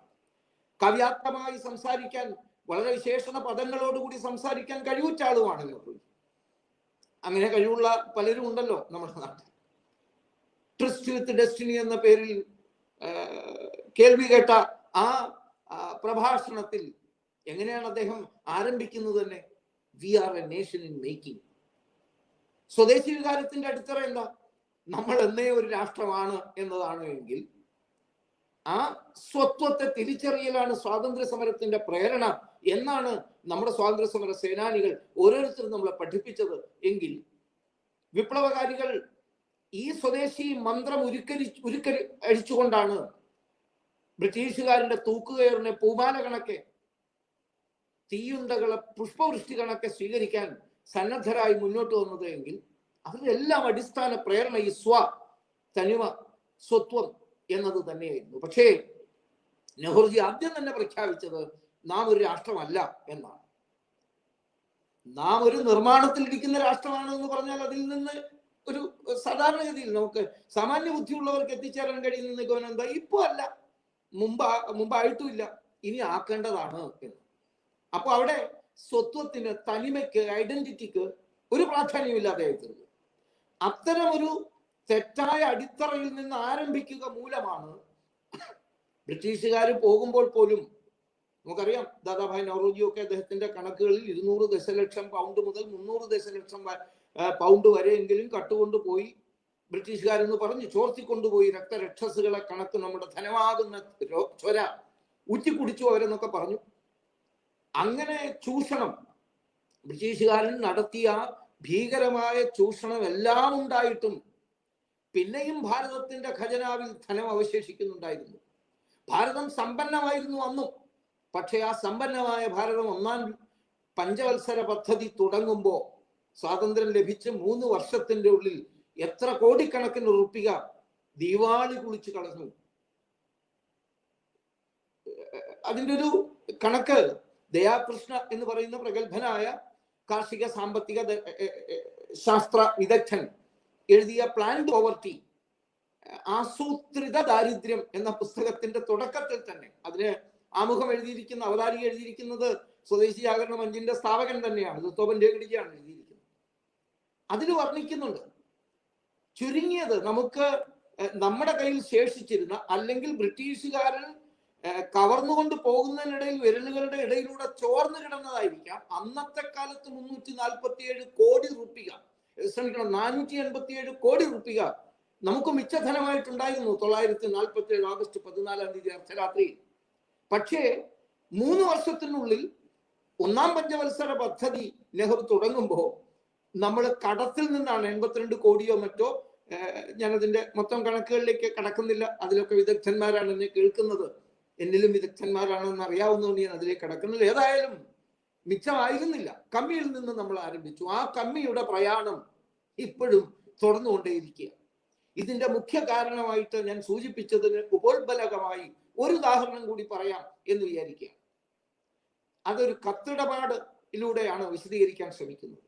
2 പേര് തമ്മിൽ നടന്ന കത്തിടപാട് 945 ഒക്ടോബർ മാസം 5-ാം തീയതി 945 ഒക്ടോബർ മാസം 5-ാം തീയതി മഹാത്മാഗാന്ധിജി തന്റെ വത്സല ശിഷ്യനായ ജവഹർലാൽ നെഹ്റുവിന് കത്തെഴുതുന്നുണ്ട്. സത്യത്തിൽ ആ കാലമാകുമ്പോഴേക്കും നെഹ്റുവും ഗാന്ധിയും വിരുദ്ധ ചേരിയിലേക്ക് പോയിരുന്നു എന്നുള്ളതാണ് വസ്തുത. ഏതാണ്ട് 1932-33 കാലഘട്ടം മുതലേ തന്നെ ഗാന്ധിജി കോൺഗ്രസിന്റെ അംഗമാണ് എന്ന് പറയാൻ ആഗ്രഹിച്ചിട്ടില്ല. പക്ഷെ അത് അദ്ദേഹം റിമോട്ട് കൺട്രോളിലൂടെ അതിനെ നിയന്ത്രിക്കുന്നുണ്ടായിരുന്നുള്ള സത്യമാണ്. ഇരിക്കട്ടെ, ഗാന്ധിജി എഴുതിയ കത്ത്, ജവഹർലാൽ നെഹ്റുവിന് എഴുതുന്ന കത്ത്, അത് പരസ്യമാക്കുന്നു എന്ന് പറഞ്ഞുകൊണ്ട് തന്നെ എഴുതിയത്. അതിന്റെ കാരണം അദ്ദേഹം തുടക്കത്തിലേ പറയുന്നുണ്ട്, ഈ സ്വരാജ്യ സ്ഥാപനത്തിന് വേണ്ടി സമരം ചെയ്യുന്ന എല്ലാവരും അറിയണം, അതിന്റെ നേതൃത്വം കൊടുക്കുന്നതായ ആളുകളുടെ വിചാരഗതി എന്തെല്ലാമാണെന്ന് അറിയണം എന്നാണ്. ഗാന്ധിജിക്ക് ആഗ്രഹം ഉണ്ടായിരുന്നു അതൊരു രേഖയാക്കണം എന്നാണ് അതിന്റെ എന്ന് മനസ്സിലാക്കാൻ കഴിയുന്നത്. ഭാവി ഭാരതം അത് വിലയിരുത്തണം എന്നുള്ളത് കൊണ്ടാണ്. പക്ഷേ അത് വേണ്ടത്ര ചർച്ച ചെയ്യപ്പെടുന്നുണ്ടോ, പ്രത്യേകിച്ച് കേരളത്തിന്റെ വൈചാരിക പരിസരത്ത് അത് വേണ്ടത്ര ചർച്ച ചെയ്യപ്പെടുന്നുണ്ടോ എന്ന് നമ്മളാണ് ചിന്തിക്കേണ്ടത്. ഗാന്ധിജി ആ കത്തിൽ പറയുന്നത് ചർച്ച ചെയ്യട്ടെ എന്ന് വിചാരിച്ചിട്ട് തന്നെയാണ് ഞാൻ ഈ കത്ത് എഴുതുന്നത്. ഇതിലൂടെ എനിക്ക് പറയാനുള്ളത്, വസ്തുത ഭാരതത്തിന് സ്വാതന്ത്ര്യം ലഭിക്കാറായി. കാരണം അപ്പൊ ചർച്ച നടക്കുകയാണ് ബ്രിട്ടീഷ് പാർലമെന്റിന്റെ ഉള്ളിൽ പോലും. രണ്ടാം ലോക മഹായുദ്ധത്തിന് ശേഷമുള്ള ആ സാഹചര്യത്തിൽ പിടിച്ചു നിൽക്കാനാവാതെ ഒന്നൊന്നായി കോളനികൾ വിട്ടൊഴിയുകയാണ് ബ്രിട്ടൻ. ഭാരതത്തിനും സ്വാതന്ത്ര്യം കൊടുക്കണം എന്നുള്ള ചർച്ചയൊക്കെ തുടങ്ങിക്കഴിഞ്ഞിരുന്നു. അങ്ങനെ വരുമ്പോ ഭാവി ഭാരതത്തിന്റെ രൂപരേഖ നിർണ്ണയിക്കേണ്ടത് നമ്മളാണ്. നമ്മളത് രൂപരേഖ നിർണ്ണയിക്കുന്നുണ്ടോ? എനിക്ക് പറയാനുള്ളത്, അദ്ദേഹം പറഞ്ഞു, ഞാനത് ഹിന്ദു സ്വരാജിൽ അത് വ്യക്തമാക്കിയിട്ടുണ്ട്. ഹിന്ദു സ്വരാജ് എന്ന പുസ്തകം ഇപ്പൊ എന്റെ മുന്നിൽ ഇല്ലെങ്കിലും, ഗാന്ധിജി പറയുക ഇല്ലെങ്കിലും, ഞാൻ എൻ്റെ ഓർമ്മയിൽ നിന്ന് ചിലതെല്ലാം എഴുതാം. അതിൽ അദ്ദേഹം ഗ്രാമത്തിന്റെ മഹത്വം, സ്വദേശി സമ്പദ് വ്യവസ്ഥയുടെ മഹത്വം, പഞ്ചസ്തംഭ കൽപ്പന സാമ്പത്തിക ദർശനത്തിൽ അദ്ദേഹം ഏറ്റവും കൂടുതൽ മുന്നോട്ട് വയ്ക്കുന്ന അതാണ്. അതിൻ്റെയൊക്കെ മഹത്വം, കൃഷിയെ അടിസ്ഥാനപ്പെടുത്തിക്കൊണ്ടുള്ള വ്യവസായത്തിന്റെ പുരോഗതിയെ കുറിച്ചുള്ള വിചാരം, ഗ്രാമ കേന്ദ്രിതമായ ഒരു സമ്പദ് വ്യവസ്ഥയും രാഷ്ട്രീയ ഭരണ വ്യവസ്ഥയും വരേണ്ടതിന്റെ ആവശ്യത്തെ കുറിച്ചൊക്കെ അദ്ദേഹം പറഞ്ഞു. ഗ്രാമങ്ങളിലാണ് ഭാരതം ജീവിക്കുന്നത്, ഭാരതത്തിന്റെ ആത്മാവ് ഗ്രാമങ്ങളിലാണ്. ഇപ്പൊ നമ്മൾ ഈ കൊറോണയുടെ കാലത്തൊക്കെ അത് തിരിച്ചറിയുന്നുണ്ടല്ലോ. നഗരങ്ങളുടെ സുഖ സൗകര്യങ്ങൾ മോഹിച്ച്, അത് കിട്ടിയിട്ടുണ്ടോന്നറിയില്ല, മോഹിച്ച് അല്ലെങ്കിൽ കാണുന്ന പളപളപ്പ് എല്ലാ കാലത്തും നിലനിൽക്കുന്നതാണെന്ന് വിചാരിച്ചിട്ടാണല്ലോ പാവങ്ങൾ തങ്ങളുടേതായ ഗ്രാമങ്ങൾ ഉപേക്ഷിച്ച് നഗരങ്ങളിൽ ചേക്കേറിയത്. അവരുടെ തെറ്റല്ല, അവിടെ സാമ്പത്തികമായി പിന്നോക്കാവസ്ഥ അനുഭവിക്കേണ്ടി വന്നു. അവിടുത്തെ കൃഷി മോശമായിട്ടുണ്ടാവും. നമ്മുടെ ഈ ഹരിത ക്രാന്തിയൊക്കെ നടത്തി നമ്മുടെ മണ്ണ് നമ്മൾ തകർത്തതിന്റെ പേരിലായിരിക്കാം അവരുടെ കൃഷിയിടങ്ങൾ നഷ്ടപ്പെട്ടത്, അവർക്ക് തൊഴിൽ കിട്ടാത്ത സാഹചര്യം ഉണ്ടായി. പക്ഷേ നഗരങ്ങളിൽ അവർക്ക് പ്രതീക്ഷയുണ്ടായിരുന്നു. പക്ഷേ ഈ കൊറോണ കാലം എന്തു പാഠമാണ് നമുക്കെല്ലാം നൽകുന്നത്? നഗരങ്ങളിൽ അങ്ങനെ ചേക്കേറി എല്ലാ കാലത്തും ജീവിക്കാൻ കഴിയില്ല. അവിടെ എന്നും അന്യനായി തീരുകയുള്ളൂ ഈ വന്നവൻ. അതുകൊണ്ട് എവിടെയാണ് അവർക്ക് തണല്? ഗ്രാമമാതാവാണ് അവരെ സ്വീകരിക്കാൻ നിൽക്കുന്നതെന്ന് വരുന്നു. ഇതൊക്കെ വളരെ മുമ്പേ ഗാന്ധിജി പറഞ്ഞതാണ്. ഞാൻ ദീർഘമായിട്ട് പോകുന്നില്ല. 4 ദിവസത്തിനുള്ളതിന് മറുപടി എഴുതുന്നുണ്ട്. അതിന് 4 ദിവസങ്ങൾക്കുള്ളിൽ മറുപടി എഴുതി. ആ മറുപടിയിൽ എന്താണ് നെഹ്റുജി എഴുതുന്നത്? നെഹ്റു ആദ്യം തന്നെ പറയുകയാണ്, ഈ പുസ്തകമൊക്കെ ഞാൻ പണ്ടേ വായിച്ചാണ്, അതിനോട് പറയുന്ന കാര്യങ്ങളൊക്കെ എനിക്ക് അറിയുകയും ചെയ്യാം, പക്ഷെ അതിനോട് താത്വികമായി എനിക്ക് യോജിക്കാൻ കഴിയുന്നില്ല. ഈ ആധുനിക കാലഘട്ടത്തിന് നിരക്കുന്നതല്ല കൽപ്പന. ഗ്രാമങ്ങൾ ബുദ്ധിശൂന്യത കാരണമുള്ള അന്ധവിശ്വാസത്തിന്റെയും അനാചാരങ്ങളുടെയും വിഴുപ്പ് നിലങ്ങളാണ്, അഴുക്കുചാലുകളാണ്. ആ വൃത്തികെട്ട ഗ്രാമങ്ങളുടെ മുഖപടം കീറിയെറിഞ്ഞ് അതില്ലാതെയാക്കി ഏറ്റവും പെട്ടെന്ന് നഗരവൽക്കരിക്കുകയാണ് വേണ്ടത് എന്ന് പറഞ്ഞുകൊണ്ട് അങ്ങനെ അദ്ദേഹത്തിന്റെ കേന്ദ്രീകൃത ഖനവ്യവസായങ്ങളുടെ സങ്കല്പം, കൃഷിക്ക് ഒരു പരിധിക്ക് അപ്പുറത്തേക്ക് പ്രാധാന്യം കൊടുക്കേണ്ട ആവശ്യമുണ്ടോ എന്ന സംശയം, ഇതെല്ലാം വെളിപ്പെടുത്തിക്കൊണ്ടുള്ള കത്താണ്. ഈ കത്ത് ഗാന്ധി സാഹിത്യത്തിൽ നമുക്ക് വായിക്കാൻ കിട്ടുന്നതാണ്, എല്ലാവർക്കും കിട്ടുന്നതാണ്. അപ്പൊ ഈ 945 സെപ്റ്റംബർ ഒക്ടോബർ മാസങ്ങളിൽ നടന്ന ഈ കത്തിടപാട്, രണ്ടുപേരും തമ്മിൽ നടന്ന ഈ ചർച്ച വളരെ പ്രധാനപ്പെട്ട ഒന്നാണ്, വളരെ പ്രധാനപ്പെട്ട ചർച്ചയാണ്. അത് രണ്ട് ആശയങ്ങൾ തമ്മിലുള്ള ഏറ്റുമുട്ടലാണ്. ഒന്ന് നെഹ്റു പ്രതിനിധാനം ചെയ്യുന്ന നഗരവൽകൃതമായ കേന്ദ്രീകൃതമായ പാശ്ചാത്യ സ്വാധീനമുള്ള സ്വദേശി വിരുദ്ധ വിചാരം. 2 മഹാത്മാഗാന്ധിജി പ്രതിനിധാനം ചെയ്യുന്ന സ്വദേശി കേന്ദ്രിതമായ സമ്പദ് വ്യവസ്ഥ, ഒരു ഗ്രാമ കാർഷിക വികേന്ദ്രീകൃത സമ്പദ് വ്യവസ്ഥയിൽ അടിസ്ഥാനപരമായി വിശ്വസിക്കുന്ന ഒരു സ്വദേശി വിചാരവും തമ്മിലുള്ള ഏറ്റുമുട്ടലാണ് അവിടെ കണ്ടത്. അതുകൊണ്ട് തന്നെയാണ് സ്വദേശി കാരണം ലഭിച്ച നമ്മുടെ ഈ സ്വാതന്ത്ര്യത്തെ പുതിയ പുതിയ പടവുകളിലൂടെ കടന്ന് ഏറി പുത്തൻ വിധാനങ്ങളിലെത്തി ലോകത്തിന്റെ നെറുകയിലേക്ക് ഭാരതത്തെ എത്തിക്കാനുള്ള ഒരു അവസരമാക്കി മാറ്റുന്നതിന് പകരം വീണ്ടും പാശ്ചാത്യ മുതലാളിത്ത വികസിത രാഷ്ട്രങ്ങളുടെ ഒരു ഉപഗ്രഹ രാഷ്ട്രമായി, ഒരു അടിമ രാഷ്ട്രമായി, മനസ്സുകൊണ്ടും ബുദ്ധി കൊണ്ടുമൊക്കെ അടിമയായി ജീവിക്കാൻ ഭാരതീയരെ വിധേയരാക്കുന്ന ഒരു ഭരണ സംവിധാനം നമുക്ക് ലഭിച്ചു. അതാണ് ഇപ്പോഴും തുടരുന്നത്. വിദ്യാഭ്യാസത്തിൽ മാറ്റം ഉണ്ടായില്ല, സാമ്പത്തിക ആസൂത്രണങ്ങളിൽ മാറ്റം ഉണ്ടായില്ല, ഗ്രാമങ്ങളെ ശക്തിപ്പെടുത്താനുള്ള പരിശ്രമങ്ങൾ നടന്നില്ല, ഭാരതത്തിന്റെ തനതായ കൃഷിയെ കൂടുതൽ വികസിപ്പിക്കാൻ കഴിഞ്ഞില്ല. പാശ്ചാത്യൻ പറഞ്ഞ രാസവളവും രാസപ്രയോഗങ്ങളും ഒക്കെ കൊണ്ട് മണ്ണിനെ മലീമസമാക്കുകയും ചെയ്തു. ആയിരക്കണക്കിന് പതിനായിരക്കണക്കിന് ഇനങ്ങളിൽ ഉണ്ടായിരുന്ന നമ്മുടെ വിത്തുകൾ, സ്വദേശി ജാഗരണ മഞ്ച് മുന്നോട്ട് വയ്ക്കുന്ന ഏറ്റവും വലിയ പോരാട്ടങ്ങളിൽ ഒന്നാണല്ലോ നമ്മുടേതായ ഇൻഡിജിനിയസ് സീഡ്സ്, അതിനെ ഉപയോഗിക്കുക. ഇപ്പോ സംഭവിക്കുന്നുണ്ട് നമ്മുടെ കേരളത്തിൽ തന്നെ നമുക്കറിയാം, നമ്മുടെ പാടശേഖരങ്ങളിൽ നമ്മുടെയൊക്കെ പ്രായമുള്ള ആൾക്കാരുടെ പോലും കുട്ടിക്കാലങ്ങളിൽ എത്രയെല്ലാം ഇനങ്ങളിലുള്ള നെല്ലുണ്ടായിരുന്നു, പാടങ്ങളിൽ നെല്ല് വിളയുന്നുണ്ടായിരുന്നു. ഓരോ പാടത്തിനും അവിടുത്തെ വെള്ളത്തിന്റെയും അവിടുത്തെ വള്ളത്തിന്റെയും അവിടുത്തെ മണ്ണിന്റെയും അവിടുത്തെ കാറ്റിന്റെയും ഒക്കെ അടിസ്ഥാനത്തിലുള്ള വിത്തിനങ്ങൾ ഉണ്ടായിരുന്നു. അതുകൊണ്ടാണ് ഈ വിത്തിനങ്ങൾക്ക് ഇത്രയും വൈപുല്യം ഉണ്ടായത്. ലക്ഷക്കണക്കിന് വിത്തിനങ്ങൾ മുഴുവൻ ഭാരതത്തിൽ നോക്കുമ്പോൾ നെല്ലുകളെ തന്നെ എത്രയോ 30,000 വന്ദനാ ശിവയ്യ അടുത്ത കാലത്ത് പറഞ്ഞത് വെച്ച് നോക്കുകയാണെങ്കിൽ 3 ലക്ഷത്തിൽ പരം വിത്തിനങ്ങൾ ഉണ്ടായിരുന്നു. ഇന്ന് എത്രയുണ്ട്? വിദേശത്ത് നിന്ന് ഇറക്കുമതി ചെയ്ത ടെർമിനേറ്റർ സീഡ്സ് കാരണം അന്തക വിത്തുകൾ ഉപയോഗിച്ച് നമ്മൾ നമ്മുടെ നെല്ലിനെ നഷ്ടപ്പെടുത്തി, നമ്മുടെ പരുത്തി കൃഷിയെ നഷ്ടപ്പെടുത്തി. നമ്മുടെ വാഴകൾ തന്നെ നോക്കൂ, പ്രത്യേകിച്ച് കേരളത്തിൽ എത്രയെല്ലാം തരത്തിലുള്ള വാഴ ഇനങ്ങൾ ഉണ്ടായിരുന്നു, അത് നശിച്ചുപോയില്ലേ? അപ്പൊ അങ്ങനെ കൃഷി വ്യവസായങ്ങളിൽ ഏതാണ് ലാഭകരമായി പ്രവർത്തിക്കുന്നത്? കേന്ദ്രീകൃത വ്യവസായങ്ങൾ ഉണ്ടാക്കാൻ വേണ്ടി ശ്രമിച്ച നെഹ്റുജിയുടെ പരിശ്രമങ്ങൾ എവിടെയാണ് വിജയിച്ചത്? വിദ്യാഭ്യാസത്തെ കുറിച്ച് പറഞ്ഞാൽ, ഇപ്പോ ഭാരതത്തിന് സ്വാതന്ത്ര്യം കിട്ടി 73 വർഷങ്ങൾക്ക് ശേഷം ആണ് ഒരു സമഗ്രമായ സർവതല സ്പർശിയായ ഭാരതത്തിന്റെ തനിമയോട് ബന്ധമുള്ള ആദ്യത്തെ ദേശീയ വിദ്യാഭ്യാസ നയം വരുന്നത് 73 വർഷങ്ങൾക്ക് ശേഷമാണ് എന്ന് പറഞ്ഞാൽ എത്ര തലമുറകളെയാണ് നമ്മൾ വിദേശികളുടെ അടിമകളാക്കി തന്നെ തുടരാൻ അനുവദിച്ചത്? അങ്ങനെയായിരുന്നല്ലോ നെഹ്റുജിയുടെ സങ്കല്പം തന്നെ. അദ്ദേഹം പറഞ്ഞത്, ഞാൻ എൻ്റെ സംസ്കാരം കൊണ്ട്, ജീവിത സമീപനങ്ങൾ കൊണ്ട്, ജീവിത ശൈലി കൊണ്ട് ഒരു മുസ്ലിമാണ്, എന്റെ വിദ്യാഭ്യാസം കൊണ്ടും പുരോഗമന ചിന്ത കൊണ്ടും ഞാനൊരു പാശ്ചാത്യനാണ്, ഇംഗ്ലീഷുകാരനാണ്, ക്രിസ്ത്യാനിയാണ്. പിന്നെ യാദൃച്ഛികമായി അപകടം കൊണ്ട്, എന്തോ അപകടം സംഭവിച്ചതുകൊണ്ട് ആക്സിഡന്റലി ഞാൻ ഒരു ഹിന്ദുവായി പിറന്നേ ഉള്ളൂ എന്ന് പറഞ്ഞു. അപ്പൊ അദ്ദേഹം ഭാരതീയനാണെന്ന് പറയാൻ പോലും അഭിമാനിച്ചിരുന്നില്ല എന്നാ തോന്നുന്നത്. ഇതിന്റെ എല്ലാം ഫലമായി നമുക്ക് വലിയ പിന്നോട്ടടി സംഭവിച്ചു. ആ പിന്നോട്ടടിയിൽ നിന്ന് ഇടക്കാലത്ത് വേണമെങ്കിൽ നെഹ്റു കുലം നടത്തിക്കൊണ്ടിരുന്ന ആ ഹീനമായ ഭാരത വിരുദ്ധമായ പ്രവർത്തനങ്ങൾ, സ്വദേശി വിരുദ്ധമായ പ്രവർത്തനങ്ങളിൽ നിന്ന് ഒരു ഇടക്കാലത്ത് ഒരു ചെറിയ ഓർമ്മത്തെറ്റു, അവരെ സംബന്ധിച്ചിടത്തോളം ഓർമ്മത്തെറ്റു പോലെ വന്ന ഒരു കുളിർക്കാറ്റാണ് ലാൽ ബഹദൂർ ശാസ്ത്രിയുടെ കാലഘട്ടം. ലാൽ ബഹദൂർ ശാസ്ത്രി ഭരണ നേതൃത്വത്തിലേക്ക് എത്തുമ്പോൾ സ്വദേശി വികാരത്തിന്, കാരണം അദ്ദേഹം ഒരു ഉറച്ച ഗാന്ധി ദർശനങ്ങളുടെ വിശ്വാസിയായിരുന്നു, അതുകൊണ്ട് അദ്ദേഹം ഭാരതീയതയുടെ, ഭാരതത്തിന്റെ കൃഷി, ജയ് ജവാൻ ജയ് കിസാൻ, ഈ രണ്ടിനും ഒരു പ്രാധാന്യം കൊടുത്ത ആളല്ല നമ്മുടെ ആദ്യത്തെ പ്രധാനമന്ത്രി. ഞാനൊരു വീണ്ടും അറിയാണ്, ഒരു വ്യക്തി എന്ന നിലയിൽ മാത്രമല്ല അദ്ദേഹത്തെ കാണുന്നത്, ഒരു വിചാരഗതിയുടെ പ്രതിനിധി എന്ന നിലയ്ക്കാണ്, ഒരു വിചാര ദർശനത്തിന്റെ, ഒരു തരത്തിൽ പറഞ്ഞാൽ ഒരു വിചാരതന്ത്രത്തിന്റെ പ്രതിനിധി എന്ന നിലയിലാണ്.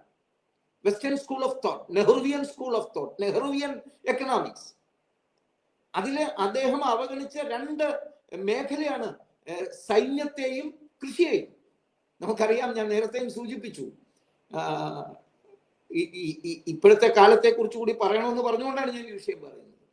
ഭാരതത്തിന് സ്വാതന്ത്ര്യം ലഭിക്കുന്നതിന് മുമ്പ് തന്നെ ബ്രിട്ടീഷുകാരന്റെ സൈന്യത്തിൽ, ബ്രിട്ടീഷുകാരന് വേണ്ടി സാമ്രാജ്യ നിർമ്മാണത്തിന്, സാമ്രാജ്യ വിസ്താരത്തിന്, സാമ്രാജ്യങ്ങളുടെ സുരക്ഷയ്ക്ക് വേണ്ടി നമ്മൾ എവിടെയെല്ലാം നമ്മുടെ സൈനികരെ അയച്ചിട്ടില്ല, സർവ്വയിടത്തേക്കും അയച്ചിട്ടുണ്ട്, എല്ലായിടത്തേക്കും. അത് സൈബീരിയയിലേക്കും സ്കാൻഡിനേവിയയിലേക്കും ആഫ്രിക്കയിലേക്കും നമ്മുടെ ഇവിടുത്തെ കാലാവസ്ഥയുമായി യാതൊരു ബന്ധവുമില്ലാത്ത മേഖലകളിലേക്ക് പോലും പോയി ധീരോദാത്തമായി പൊരുതി ഭാരതീയ സൈനികർ. മൊത്തത്തിൽ നോക്കുമ്പോൾ ആ യുദ്ധങ്ങളിലും, 2 ലോകമഹായുദ്ധങ്ങളിലും പങ്കെടുത്ത ഭാരതീയരായ സൈനികരുടെ എണ്ണം നോക്കുമ്പോൾ ഏതാണ്ട് 20 ലക്ഷത്തോളം ആളുകൾ ഉണ്ടായിരുന്നു എന്നാണ് പറയുന്നത്. അപ്പൊ സ്വാതന്ത്ര്യം ലഭിക്കുമ്പോൾ നമുക്ക് ഉണ്ടാകേണ്ടിയിരുന്നത് ഒരു 20-25 ലക്ഷം സൈനികരായിരുന്നു. പക്ഷെ ബ്രിട്ടീഷുകാരത് മുൻകൂട്ടി കണ്ട് അതിനു മുമ്പേ തന്നെ, 2ാം ലോകയുദ്ധം കഴിഞ്ഞപ്പോൾ തന്നെ പല സൈനിക വിഭാഗങ്ങളെയും ഡിസ്ബാൻഡ് ചെയ്ത് പിരിച്ചുവിട്ടു. അവശേഷിച്ചത് ഒരു 3-3.5 ലക്ഷം സൈനികര് മാത്രമായിരുന്നു. പിന്നെ ഭാരത വിഭജനത്തോടു കൂടി അത് വീണ്ടും രണ്ടായിപ്പോയി. ആദ്യത്തെ നമ്മുടെ സൈനിക മേധാവി അദ്ദേഹം നെഹ്റുജിയെ പ്രധാനമന്ത്രിയെ കാണാൻ ശ്രമിച്ചു ഒരു പദ്ധതിയുമായി, സ്വാതന്ത്ര്യം ലഭിച്ച ഭാരതത്തിന്റെ സൈനിക നവീകരണത്തിന്റെ പദ്ധതിയുമായി. വളരെ ശ്രമിച്ചതിന് ശേഷം അദ്ദേഹത്തിന് അഭിമുഖം ലഭിച്ചു.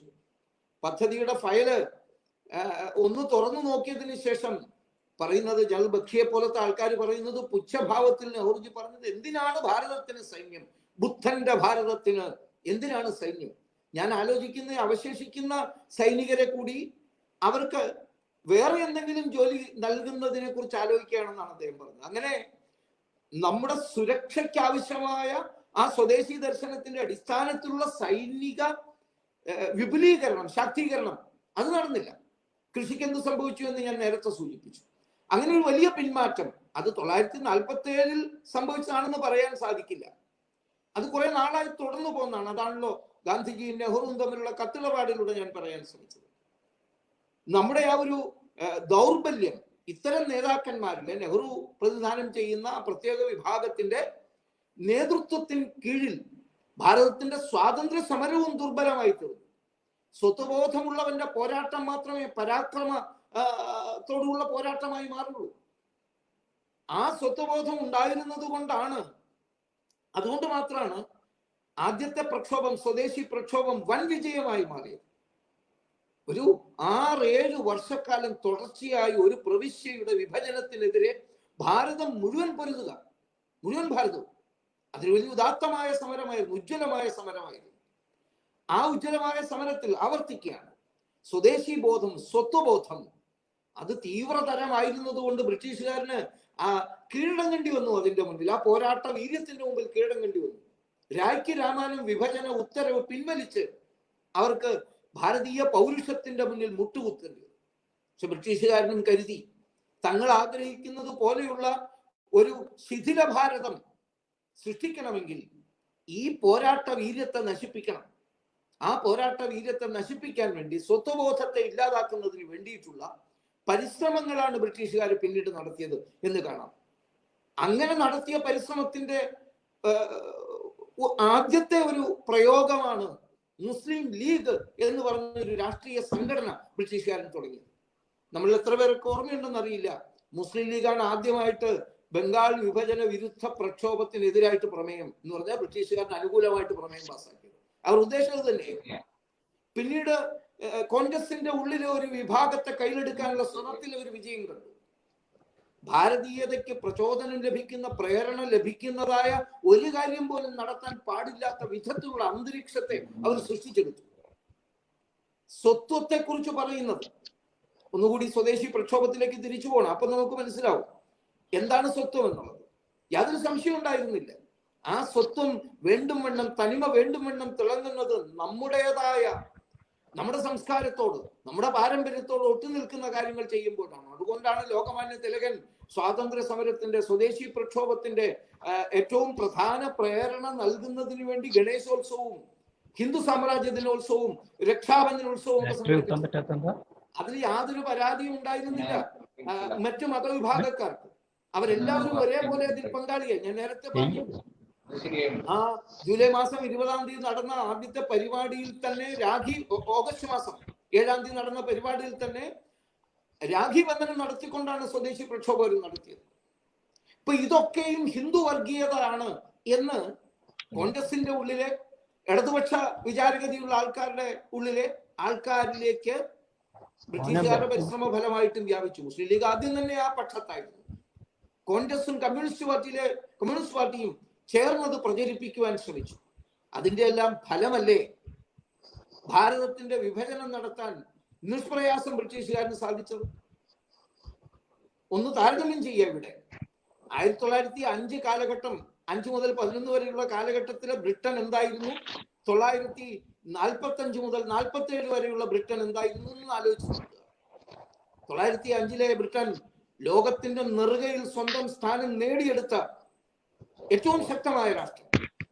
ഭാരതത്തിന്റെ സ്വാതന്ത്ര്യ സമര പ്രക്ഷോഭത്തിന് സംഘടിത രൂപം കൈവന്നിട്ടില്ലാത്ത കാലം.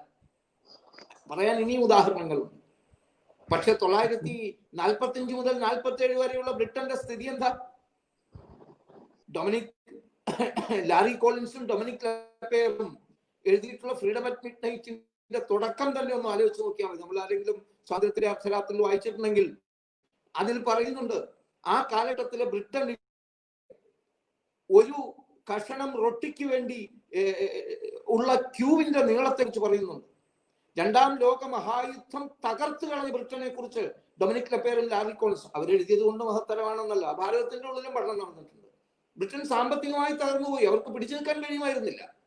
ഒന്നാഞ്ഞുന്തിയാൽ വീട് പോകാൻ പാകത്തിൽ നിന്ന ബ്രിട്ടൻ എങ്ങനെയാണ് ഭാരതം എന്ന ഈ വിശാലമായ ശക്തമായ, അതും ഇത്രയൊന്നും സംഘടിതമായ സ്വാതന്ത്ര്യ സമര പ്രക്ഷോഭ സംഘടനകൾ ഇല്ലാതിരുന്ന കാലത്ത് ബംഗാൾ വിഭജനത്തെ ഇല്ലാതാക്കാൻ കഴിഞ്ഞ ഭാരതത്തിന്റെ പിന്നീട് നടന്ന വിഭജനത്തെ എന്തുകൊണ്ട് എതിർക്കാൻ കഴിഞ്ഞില്ല? സ്വത്വത്തിൽ നിന്ന്, തനിമയിൽ നിന്ന്, ഭാരതത്തിന്റെ ദേശീയതയിൽ നിന്ന് നമ്മൾ മാറിപ്പോയി. സ്വദേശി വികാരം ഉണ്ടായിരുന്നില്ല. ആ സ്വദേശിയെ ഒരു ശക്തമായ അതിൽ മനം നൊന്നിട്ടല്ലേ മഹാത്മാഗാന്ധിജി പോലും ഉള്ളുകൊണ്ട്. ഒരു ചോദ്യം ഉയരാം, പിന്നെയും എന്തുകൊണ്ടാണ് ഗാന്ധിജി നെഹ്റുവിനെ തന്നെ പ്രധാനമന്ത്രിയാക്കി? ചിലരുടെ മനസ്സിൽ ഉടനെ ഉയരാൻ ഇടയുള്ള ചോദ്യമായതുകൊണ്ട് ഞാൻ പറയാം. അതിന് ഗാന്ധിജി തന്നെ ഉത്തരം പറഞ്ഞിട്ടുണ്ട്. സി രാജഗോപാലാചാരി അതിനെ കുറിച്ച് പറഞ്ഞിട്ടുണ്ട്. Nehru outside the party is more dangerous ആണ് നെഹ്റു ഇൻസൈഡ് പാർട്ടി. അതുകൊണ്ട് ഉള്ളിൽ രണ്ടും അപകടമാണ്. ഉള്ളിൽ നിൽക്കുന്നതാണ് കുറച്ചുകൂടി നല്ലത് എന്ന് പറയണമെന്നുണ്ടെങ്കിൽ നെഹ്റുവിനെ ഇത്ര ആഴത്തിൽ പഠിച്ച ആള് തന്നെയാണ്. അതുകൊണ്ട് അദ്ദേഹത്തിന് മനസ്സിലായി എങ്ങനെയാണ് ദ്രോഹം ചെയ്യാൻ പോകുന്നത്. അപ്പൊ അതായിരുന്നു ആ ഒരു 6ാം ഘട്ടം. നമ്മൾക്ക് മിസ്സായി പോയ ബസ്, നമ്മുടെ കയ്യിൽ നിന്നിട്ട് പോയി, നമുക്ക് കയറാൻ പറ്റാതെ ആ വാഹനം. അതാണ് 1940 സംഭവിച്ചത്. അതാണ് തുടർന്നുകൊണ്ടേയിരുന്നത്. ുള്ള 7ാം ഘട്ടം എന്ന് പറയാവുന്നതാണ് സ്വദേശി ജാഗരണ മഞ്ചിന്റെ സ്ഥാപനത്തോടുകൂടി ഈ സ്വദേശി പ്രക്ഷോഭത്തിന്റെ ഞാൻ കാണുന്ന ഒരു 7ാം ഘട്ടം, ഒരു പുനരാരംഭം നടന്നു. പ്രത്യേകിച്ച് ലിബറലൈസേഷന്റെയും പ്രൈവറ്റൈസേഷന്റെയും ഒക്കെ കാലമായ 90 ആയപ്പോഴേക്കും കുറച്ചുകൂടി ഒരു വ്യവസ്ഥാപിത മാർഗത്തിലൂടെ തന്നെ ഭാരതത്തെ തീരെഴുതാൻ 47 മുതൽ അത് തന്നെയാണ് സംഭവിച്ചുകൊണ്ടിരുന്നത്. പക്ഷെ അതിനെ കുറച്ചുകൂടി ലെജിറ്റമൈസ് ചെയ്യാനുള്ള ശ്രമമാണ് പിന്നീട് നടന്നത്. അന്താരാഷ്ട്ര ഉടമ്പടികളുടെ പേരിൽ, ഗാറ്റ് കരാറിന്റെ പേരിൽ, പേറ്റന്റ് ലോസിന്റെ പേരിൽ ഒക്കെ പിന്നീട് നടന്നത് നമുക്ക് കാണാം.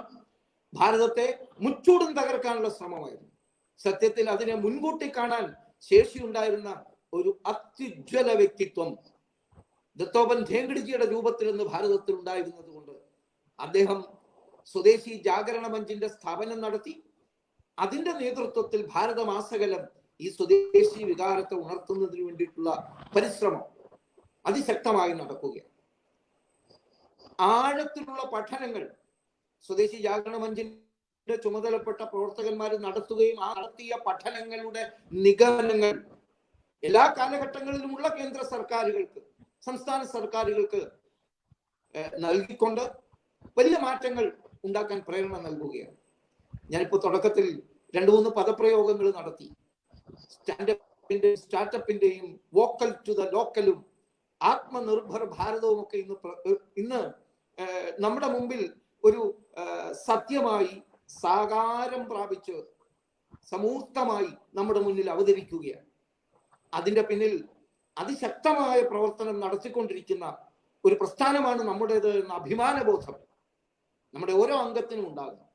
സ്വദേശി ജാഗരണ മഞ്ച് നടത്തിയ നിസ്തന്ത്രമായ നിശബ്ദമായ പ്രവർത്തനം, ആ പ്രവർത്തനത്തെ കൂടുതൽ വ്യാപകമാക്കാൻ, ആ വ്യാപകമാക്കുന്ന സന്ദർഭത്തിൽ അത് കേവലം സാമ്പത്തികം മാത്രമല്ല എന്ന് ഓർക്കണം.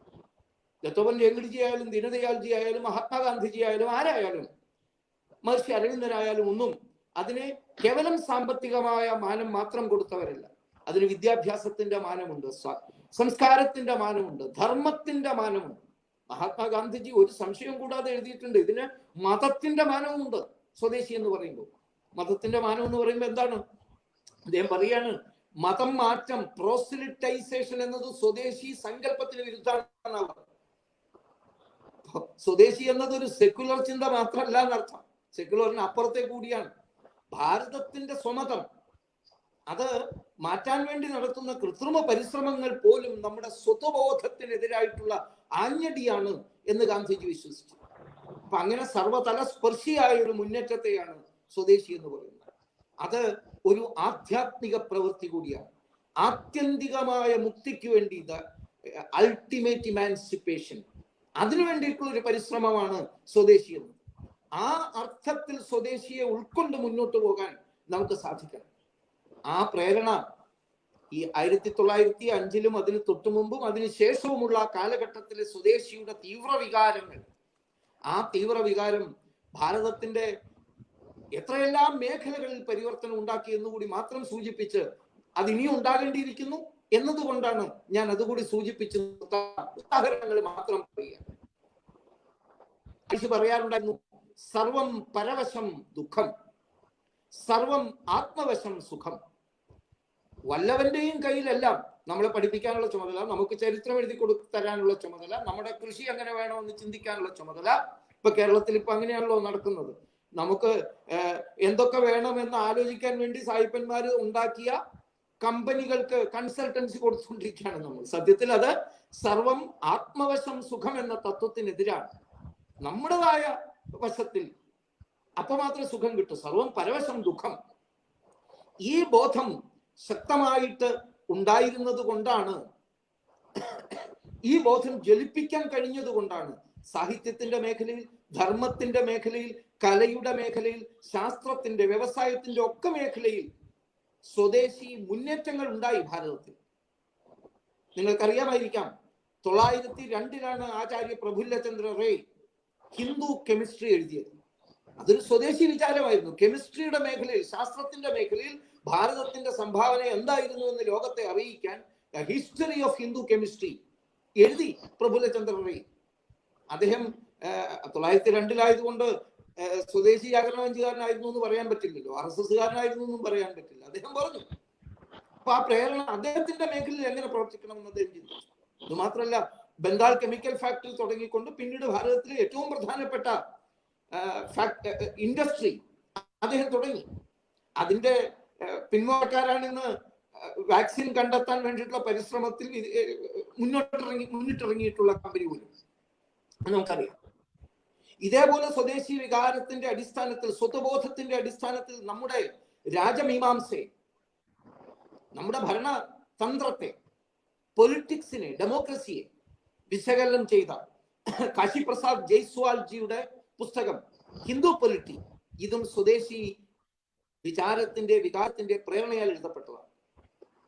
ഇത് മാത്രമാണോ? ഹിന്ദു ഫിലിംസ്, സത്യത്തിൽ ഭാരതത്തിന്റെ സിനിമ എങ്ങനെയാ തുടങ്ങിയത്? ഭാരതത്തിന്റെ സിനിമ തുടങ്ങാനും കാരണം ദാദാസാഹബ് ഫാൽക്കെ, ഞാൻ ഉദാഹരണമൊന്നും പറയുന്നില്ല, അന്ന് കുടുംബസഹിതം പോയി അദ്ദേഹം ഒരു സിനിമ കണ്ടു. ആ സിനിമയില് അതൊരു ഈസ്റ്റർ ദിനമായിരുന്നു. തലേ ദിവസം പോയി അനിമൽ ഹിസ്റ്ററി എന്ന് പറയുന്ന സിനിമ കണ്ടിരുന്നു. ആ സിനിമ കണ്ടതിന്, അമേസിംഗ് അനിമൽസ് എന്ന് പറയുന്ന സിനിമ കണ്ടു, മകനെയും കൂട്ടി പോയിട്ട്. അപ്പോ എല്ലാവരെയും കൂട്ടി ഈ സിനിമ എന്ന അത്ഭുതം കാണിക്കാൻ വേണ്ടി പോയപ്പോൾ അത് ഈസ്റ്റർ ദിനമായിരുന്നു.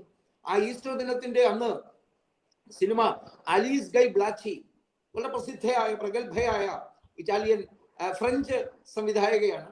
അവരുടെ ലൈഫ് ഓഫ് ക്രൈസ്റ്റ് എന്ന സിനിമയാണെന്ന് കണ്ടത്. ബാക്കി എല്ലാവരും ഈ അത്ഭുതം കണ്ട് അമ്പരന്നിരുന്നപ്പോൾ ദാദാസാഹേബ് ഫാൽക്കെയുടെ സ്വദേശി വിചാരം ഉണർന്നു, സ്വധർമ്മ വിചാരം ഉണർന്നു. ജീസസ് ക്രൈസ്റ്റും സ്നാപക യോഹന്നാനും സെയിന്റ് തോമസും സെയിന്റ് പോളും ഒക്കെ തന്റെ മുന്നിലൂടെ നടന്നു പോകുമ്പോൾ അദ്ദേഹം അവരുടെ സ്ഥാനത്ത് ഹരിശ്ചന്ദ്രനെയും വിശ്വാമിത്രനെയും ബൃഹസ്പതിയെയും ഗണേശനെയും ശ്രീകൃഷ്ണനെയും ഒക്കെ കണ്ടു. അദ്ദേഹത്തിന് തോന്നി, എന്തുകൊണ്ട് ഇവരെയൊക്കെ നമുക്ക് ഭാരതീയരുടെ മുമ്പിൽ അവതരിപ്പിച്ചുകൂടാ ഇതേപോലെ? ആ ചിന്തയിൽ നിന്ന്, ആ പ്രേരണയിൽ നിന്നാണ്, ആ സ്വത്വബോധത്തിന്റെ അടക്കാനാവാത്ത ഉത്കൃഷ്ടമായ അദമ്യമായ പ്രേരണയിൽ നിന്നാണ് രാജാ ഹരിശ്ചന്ദ്രൻ എന്ന് പറയുന്ന സിനിമ പിറക്കുന്നത്. അവിടുന്ന് പിന്നെ അനേകം സിനിമകളിലേക്ക് വളർന്നു. അപ്പൊ കലയുടെ മേഖലയിൽ ശാസ്ത്ര വിദ്യാഭ്യാസ, ഉന്നത വിദ്യാഭ്യാസ സ്ഥാപനങ്ങൾ, IISc, Indian institute of science എന്ന് ഇന്ന് അറിയപ്പെടുന്ന ആ സ്ഥാപനം, ടാറ്റ തുടങ്ങാനുള്ള പ്രേരണ ഉണ്ടായിരുന്നു. സ്വാമി വിവേകാനന്ദൻ നൽകിയ സ്വദേശി വികാരം അത് തുടങ്ങി. ഇങ്ങനെ എണ്ണി പറയാൻ തുടങ്ങിക്കഴിഞ്ഞാൽ നിരവധിയുണ്ട്. വിദ്യാഭ്യാസത്തിന്റെ മേഖലയിൽ ഡെക്കാൻ എഡ്യൂക്കേഷൻ സൊസൈറ്റി, സാക്ഷാൽ ലോകമാന്യ തിലകൻ, ഗോപാൽ ഗണേശ് അഗർക്കറുടെയും ഒക്കെ ദുണ്ടോ കേശവ കാർവെയുടെയും ഒക്കെ സഹകരണത്തോടു കൂടി ഡെക്കാൻ എഡ്യൂക്കേഷൻ സൊസൈറ്റി 884 തുടങ്ങും. മഹാരാഷ്ട്ര എഡ്യൂക്കേഷൻ സൊസൈറ്റി അത് വളരെ ശക്തമായി വാസുദേവ് ബൽവന്ത് ഫഡ്കെയുടെയും മറ്റും നേതൃത്വത്തിൽ ആരംഭിക്കുന്നു. രവീന്ദ്രനാഥ് ടാഗോറിന്റെ നേതൃത്വത്തിൽ വിശ്വഭാരതി ആരംഭിക്കുന്നു. സാഹിത്യ മേഖലയിൽ ഒട്ടനവധി ഉജ്ജ്വല കൃതികൾ രചിക്കപ്പെടുന്നു. ഇങ്ങനെ സർവ്വ രംഗങ്ങളെയും സ്പർശിച്ചുകൊണ്ടാണ് സ്വദേശി വികാരം വളർന്നത്. പിന്നീട് 918 ശേഷം ഈ വികാരത്തെ അതേപോലെ പ്രതിഫലിപ്പിക്കുവാൻ ദേശീയ നേതൃത്വത്തിന് കഴിയാതിരുന്നത് കൊണ്ട്, സ്വാതന്ത്ര്യലബ്ധിക്ക് ശേഷവും അതിനെ കൂടുതൽ ദീപ്തമാക്കാൻ, ജ്വലിപ്പിക്കാനുള്ള പരിശ്രമം ചെയ്യാതിരുന്നത് കൊണ്ട് നമുക്ക് തനതായ സംഭാവനകൾ ഈ കഴിഞ്ഞ 6-7 പതിറ്റാണ്ടുകളിലെ സംഭാവനകൾ ഇതേപോലെ എടുത്തു പറയാനില്ല. ഒരു മേഖലയിലും ഇല്ല എന്ന് പറയേണ്ടി വരുന്നു വേദനയോടുകൂടി. സ്വദേശി ജാഗരണ മഞ്ചിന്റെ ഈ 7ാം സ്വദേശി തരംഗം, ഇന്ന് നമ്മുടെ നേതൃത്വത്തിൽ നടക്കുന്ന 7ാം സ്വദേശി തരംഗം, ആ തരംഗം അത്തരമൊരു പ്രേരണ, ആവർത്തിക്കുന്നതിൽ ക്ഷമിക്കണം, കേവലം സാമ്പത്തികമല്ല, അതിനപ്പുറത്തേക്ക് കടന്നിട്ടുള്ള പ്രേരണ, അത് വ്യവസായത്തിലും കൃഷിയിലും ഇപ്പോൾ ഉണ്ട്, കലയിലും. സ്വദേശി ജാഗരണ മഞ്ചിന്റെ പ്രവർത്തനത്തിൽ സ്വദേശി ആർത്ഥിക ജാഗരണ മഞ്ചെന്നല്ലല്ലോ എഴുതിയിരിക്കുന്നത്. അപ്പോ കലയിലും സാഹിത്യത്തിലും ചരിത്രത്തിലും ഒക്കെ പഠനങ്ങൾ നടത്തി അത്യുജ്വലങ്ങളായ അത്യുദാത്തങ്ങളായ തനത് കൃതികൾ വരികയും ആ കൃതികളുടെ പ്രേരണയിൽ വിദ്യാർത്ഥികൾക്ക് മുന്നോട്ട് പോകാൻ കഴിയുകയും വേണം. അത്തരമൊരു പ്രതിജ്ഞയാണ് ഈ സ്വാതന്ത്ര്യ ദിനത്തിൽ 74ാമത് ഓഗസ്റ്റ് 15-ന് ഒന്നാമത്തെ സ്വാതന്ത്ര്യ ദിനമായിട്ട് എടുക്കുമ്പോൾ ഈ 74ാമത്തെ സ്വാതന്ത്ര്യ ദിനത്തിന്റെ അന്ന്, സ്വാതന്ത്ര്യ ദിന ആഘോഷത്തിന്റെ സമയത്ത് നമുക്ക് ഓരോരുത്തർക്കും എടുക്കാനുള്ള പ്രതിജ്ഞ അതാണ്. ചരിത്രപരമായ, ആശയപരമായ, ദാർശനികമായ ഉള്ളടക്കം കൊണ്ട് ഏറ്റവും ഉജ്ജ്വലമായ ഉദാത്തമായ ഈ ദർശനത്തെ, അതിനെ പ്രായോഗികമാക്കാനുള്ള പ്രതിജ്ഞ എടുത്തുകൊണ്ട് മഹർഷി അരവിന്ദൻ പറഞ്ഞതുപോലെ ഓരോരുത്തരും സെൽഫ് സാക്രിഫൈസിന് തയ്യാറാവുക. ഇല്ലെങ്കിൽ സ്വദേശി എന്ന് പറയരുത്, സ്വാന്ന് പോലും പറയരുത്, സാ എന്ന് പോലും പറയരുത്. നമുക്ക് ജീവിക്കാം സ്വദേശിയെ, സ്വദേശിക്കായി ജീവിക്കാം, ആ സ്വദേശിക്കായി മരിക്കുകയും ചെയ്യാൻ വേണ്ടി വന്നാൽ അങ്ങനെ മുന്നോട്ട് പോകാൻ നമുക്ക് കഴിയട്ടെ എന്ന് പ്രാർത്ഥിച്ചുകൊണ്ട് ഞാൻ എൻ്റെ വാക്കുകൾ ഉപസംഹരിക്കുന്നു. 2-3 മിനിറ്റ് എന്നോട് പറഞ്ഞതിനേക്കാൾ, എനിക്കറിയില്ല, എന്നോട് പറഞ്ഞ ആള് പറഞ്ഞ സമയത്തേക്കാൾ ഒരല്പം കൂടുതൽ എടുത്തതിൽ ക്ഷമ ചോദിച്ചുകൊണ്ട് നിർത്തുന്നു. വന്ദേ മാതരം. വാഗ്ദേവിയുടെ വരദാനത്തിൽ നിന്ന് കിട്ടിയ കുറച്ച് പ്രസാദം ഞങ്ങൾക്കൂടെ ഷെയർ ചെയ്തതിൽ നന്ദേട്ടന് വളരെ നന്ദി. ഔപചാരികതയുടെ പേരിൽ ഒരു കൃതജ്ഞത അർപ്പിക്കാനായിട്ട് ശ്രീ ഭാഗ്യനാഥൻ, അദ്ദേഹം സ്വദേശി ജാഗരണ പ്രാന്തീയ ചുമതലയുള്ള പ്രചാര പ്രമുഖാണ്, അദ്ദേഹത്തെ ക്ഷണിക്കുന്നു. മാനനീയ രഞ്ജിത് ജി, മാനനീയ നന്ദേട്ടൻ, എന്നെ കേൾക്കുന്ന എല്ലാ സജ്ജനങ്ങൾക്കും നമസ്കാരം. സ്വാതന്ത്ര്യപ്രാപ്തിയുടെ ഈ 74ാം വാർഷികത്തോടനുബന്ധിച്ച് സ്വദേശി ജാഗരൺ മഞ്ച് ഇതുപോലൊരു വെബിനാർ ആണുണ്ടായത്. നേരത്തെ പ്രഭാഷണത്തിൽ നന്ദേട്ടൻ സൂചിപ്പിച്ച പോലെ 73 വർഷത്തെ ദീർഘ സുഷുപ്തി വിട്ട് ഭാരതം വീണ്ടും പുനരുദ്ധരിച്ച് വീണ്ടും ഉണർന്നെഴുന്നേറ്റ ഒരു മുഹൂർത്തത്തിലാണ് നമ്മൾ ഇത് സംഘടിപ്പിക്കുന്നത്. അതിന് കാരണഭൂതനായ ദത്തോപാൻ ഠേങ്കഡ്ജിയുടെ ജന്മശതാബ്ദി വേളയിൽ നമ്മൾ അദ്ദേഹത്തെ ഒന്നുകൂടി സ്മരിക്കുകയാണ്. 1871 മുതൽ ആരംഭിച്ച സ്വദേശി പ്രസ്ഥാനത്തിന്റെ വിവിധ ഘട്ടങ്ങളെക്കുറിച്ച് നന്ദേട്ടൻ വിശദീകരിച്ചു. ചുരുങ്ങിയ സമയത്തിനുള്ളിൽ വളരെ ദീർഘമായ ഒരു വിഷയം കയ്യൊതുക്കത്തോടെ അദ്ദേഹം നമ്മുടെ മുന്നിൽ അവതരിപ്പിച്ചു. അതിൻ്റെ ആർത്ഥികമായ, സാമ്പത്തികമായ മേഖലയെ മാത്രമല്ല സ്വദേശി ഊന്നുന്നത്, മറിച്ച് അത് നമ്മുടെ ജൈവ വൈവിധ്യത്തിന്റെ, സാംസ്കാരിക വൈവിധ്യത്തിന്റെ, വിദ്യാഭ്യാസ രംഗത്തെ, സാഹിത്യ, കലാ, ശാസ്ത്രീയ രംഗങ്ങളിലെല്ലാം ഏത് തരത്തിലാണ് സ്വദേശി ബോധം നമുക്ക് ജ്വലിപ്പിക്കേണ്ടത് എന്നുള്ളതിൻ്റെ ഒരു തീനാളം അദ്ദേഹം നമുക്ക് പകർന്നു നൽകി. നമ്മുടെ ജോലിയാണ് ഇനി ആ തീനാളത്തെ ഒരു ജ്വലിക്കുന്ന പന്തമായി വളർത്തുക എന്നുള്ളത്. ആ പന്തമായി വളർത്തി ഭാരതത്തിനെ ആത്മനിർഭരമാക്കുന്നതിനുള്ള നമ്മുടെ എല്ലാവരുടെയും സ്വപ്നം അത് സാർത്ഥകമാകട്ടെ എന്ന് ആശംസിക്കുകയാണ്. അദ്ദേഹത്തിന് പ്രജ്ഞാപ്രവാഹിന്റെ ദേശീയ സംയോജകനാണ്. നമുക്ക് എല്ലാവർക്കും ദീർഘകാലമായി അദ്ദേഹത്തെ അറിയാം. അദ്ദേഹത്തിന് സ്വദേശി ജാഗരൺ മഞ്ചിന്റെ പേരിൽ, ഔപചാരികതയുടെ പേരിൽ ആദ്യമായി നന്ദി രേഖപ്പെടുത്തുന്നു. ഇന്ന് ഈ യോഗത്തിൽ സ്വാഗതം ആശംസിച്ച സ്വദേശി ജാഗരൺ മഞ്ചിന്റെ സംസ്ഥാന കോർഡിനേറ്റർ ശ്രീ രഞ്ജിത്ത് കാർത്തികേയൻജി, അദ്ദേഹത്തെയും നമുക്കറിയാം. ദീർഘകാലമായി സ്വദേശി ജാഗരൺ മഞ്ചിന്റെ പ്രവർത്തനത്തിന് കേരളത്തിൽ ചുക്കാൻ പിടിക്കുന്നു. അദ്ദേഹം ഒരു അറിയപ്പെടുന്ന ചാർട്ടേഡ് അക്കൗണ്ടന്റ് ആണ്. വിവിധ രംഗങ്ങളിലെല്ലാം അദ്ദേഹം നമുക്ക് മാർഗനിർദ്ദേശം നൽകാറുണ്ട്. അദ്ദേഹത്തിനും ഔപചാരികമായി ഞാൻ നന്ദി രേഖപ്പെടുത്തുന്നു. ഇന്ന് ഈ വെബിനാറിൽ ഞങ്ങളോടൊപ്പം പങ്കെടുത്ത മുഴുവൻ സജ്ജനങ്ങൾക്കും നന്ദി രേഖപ്പെടുത്തിക്കൊണ്ട് നിർത്തുന്നു. എല്ലാവർക്കും നമസ്കാരം.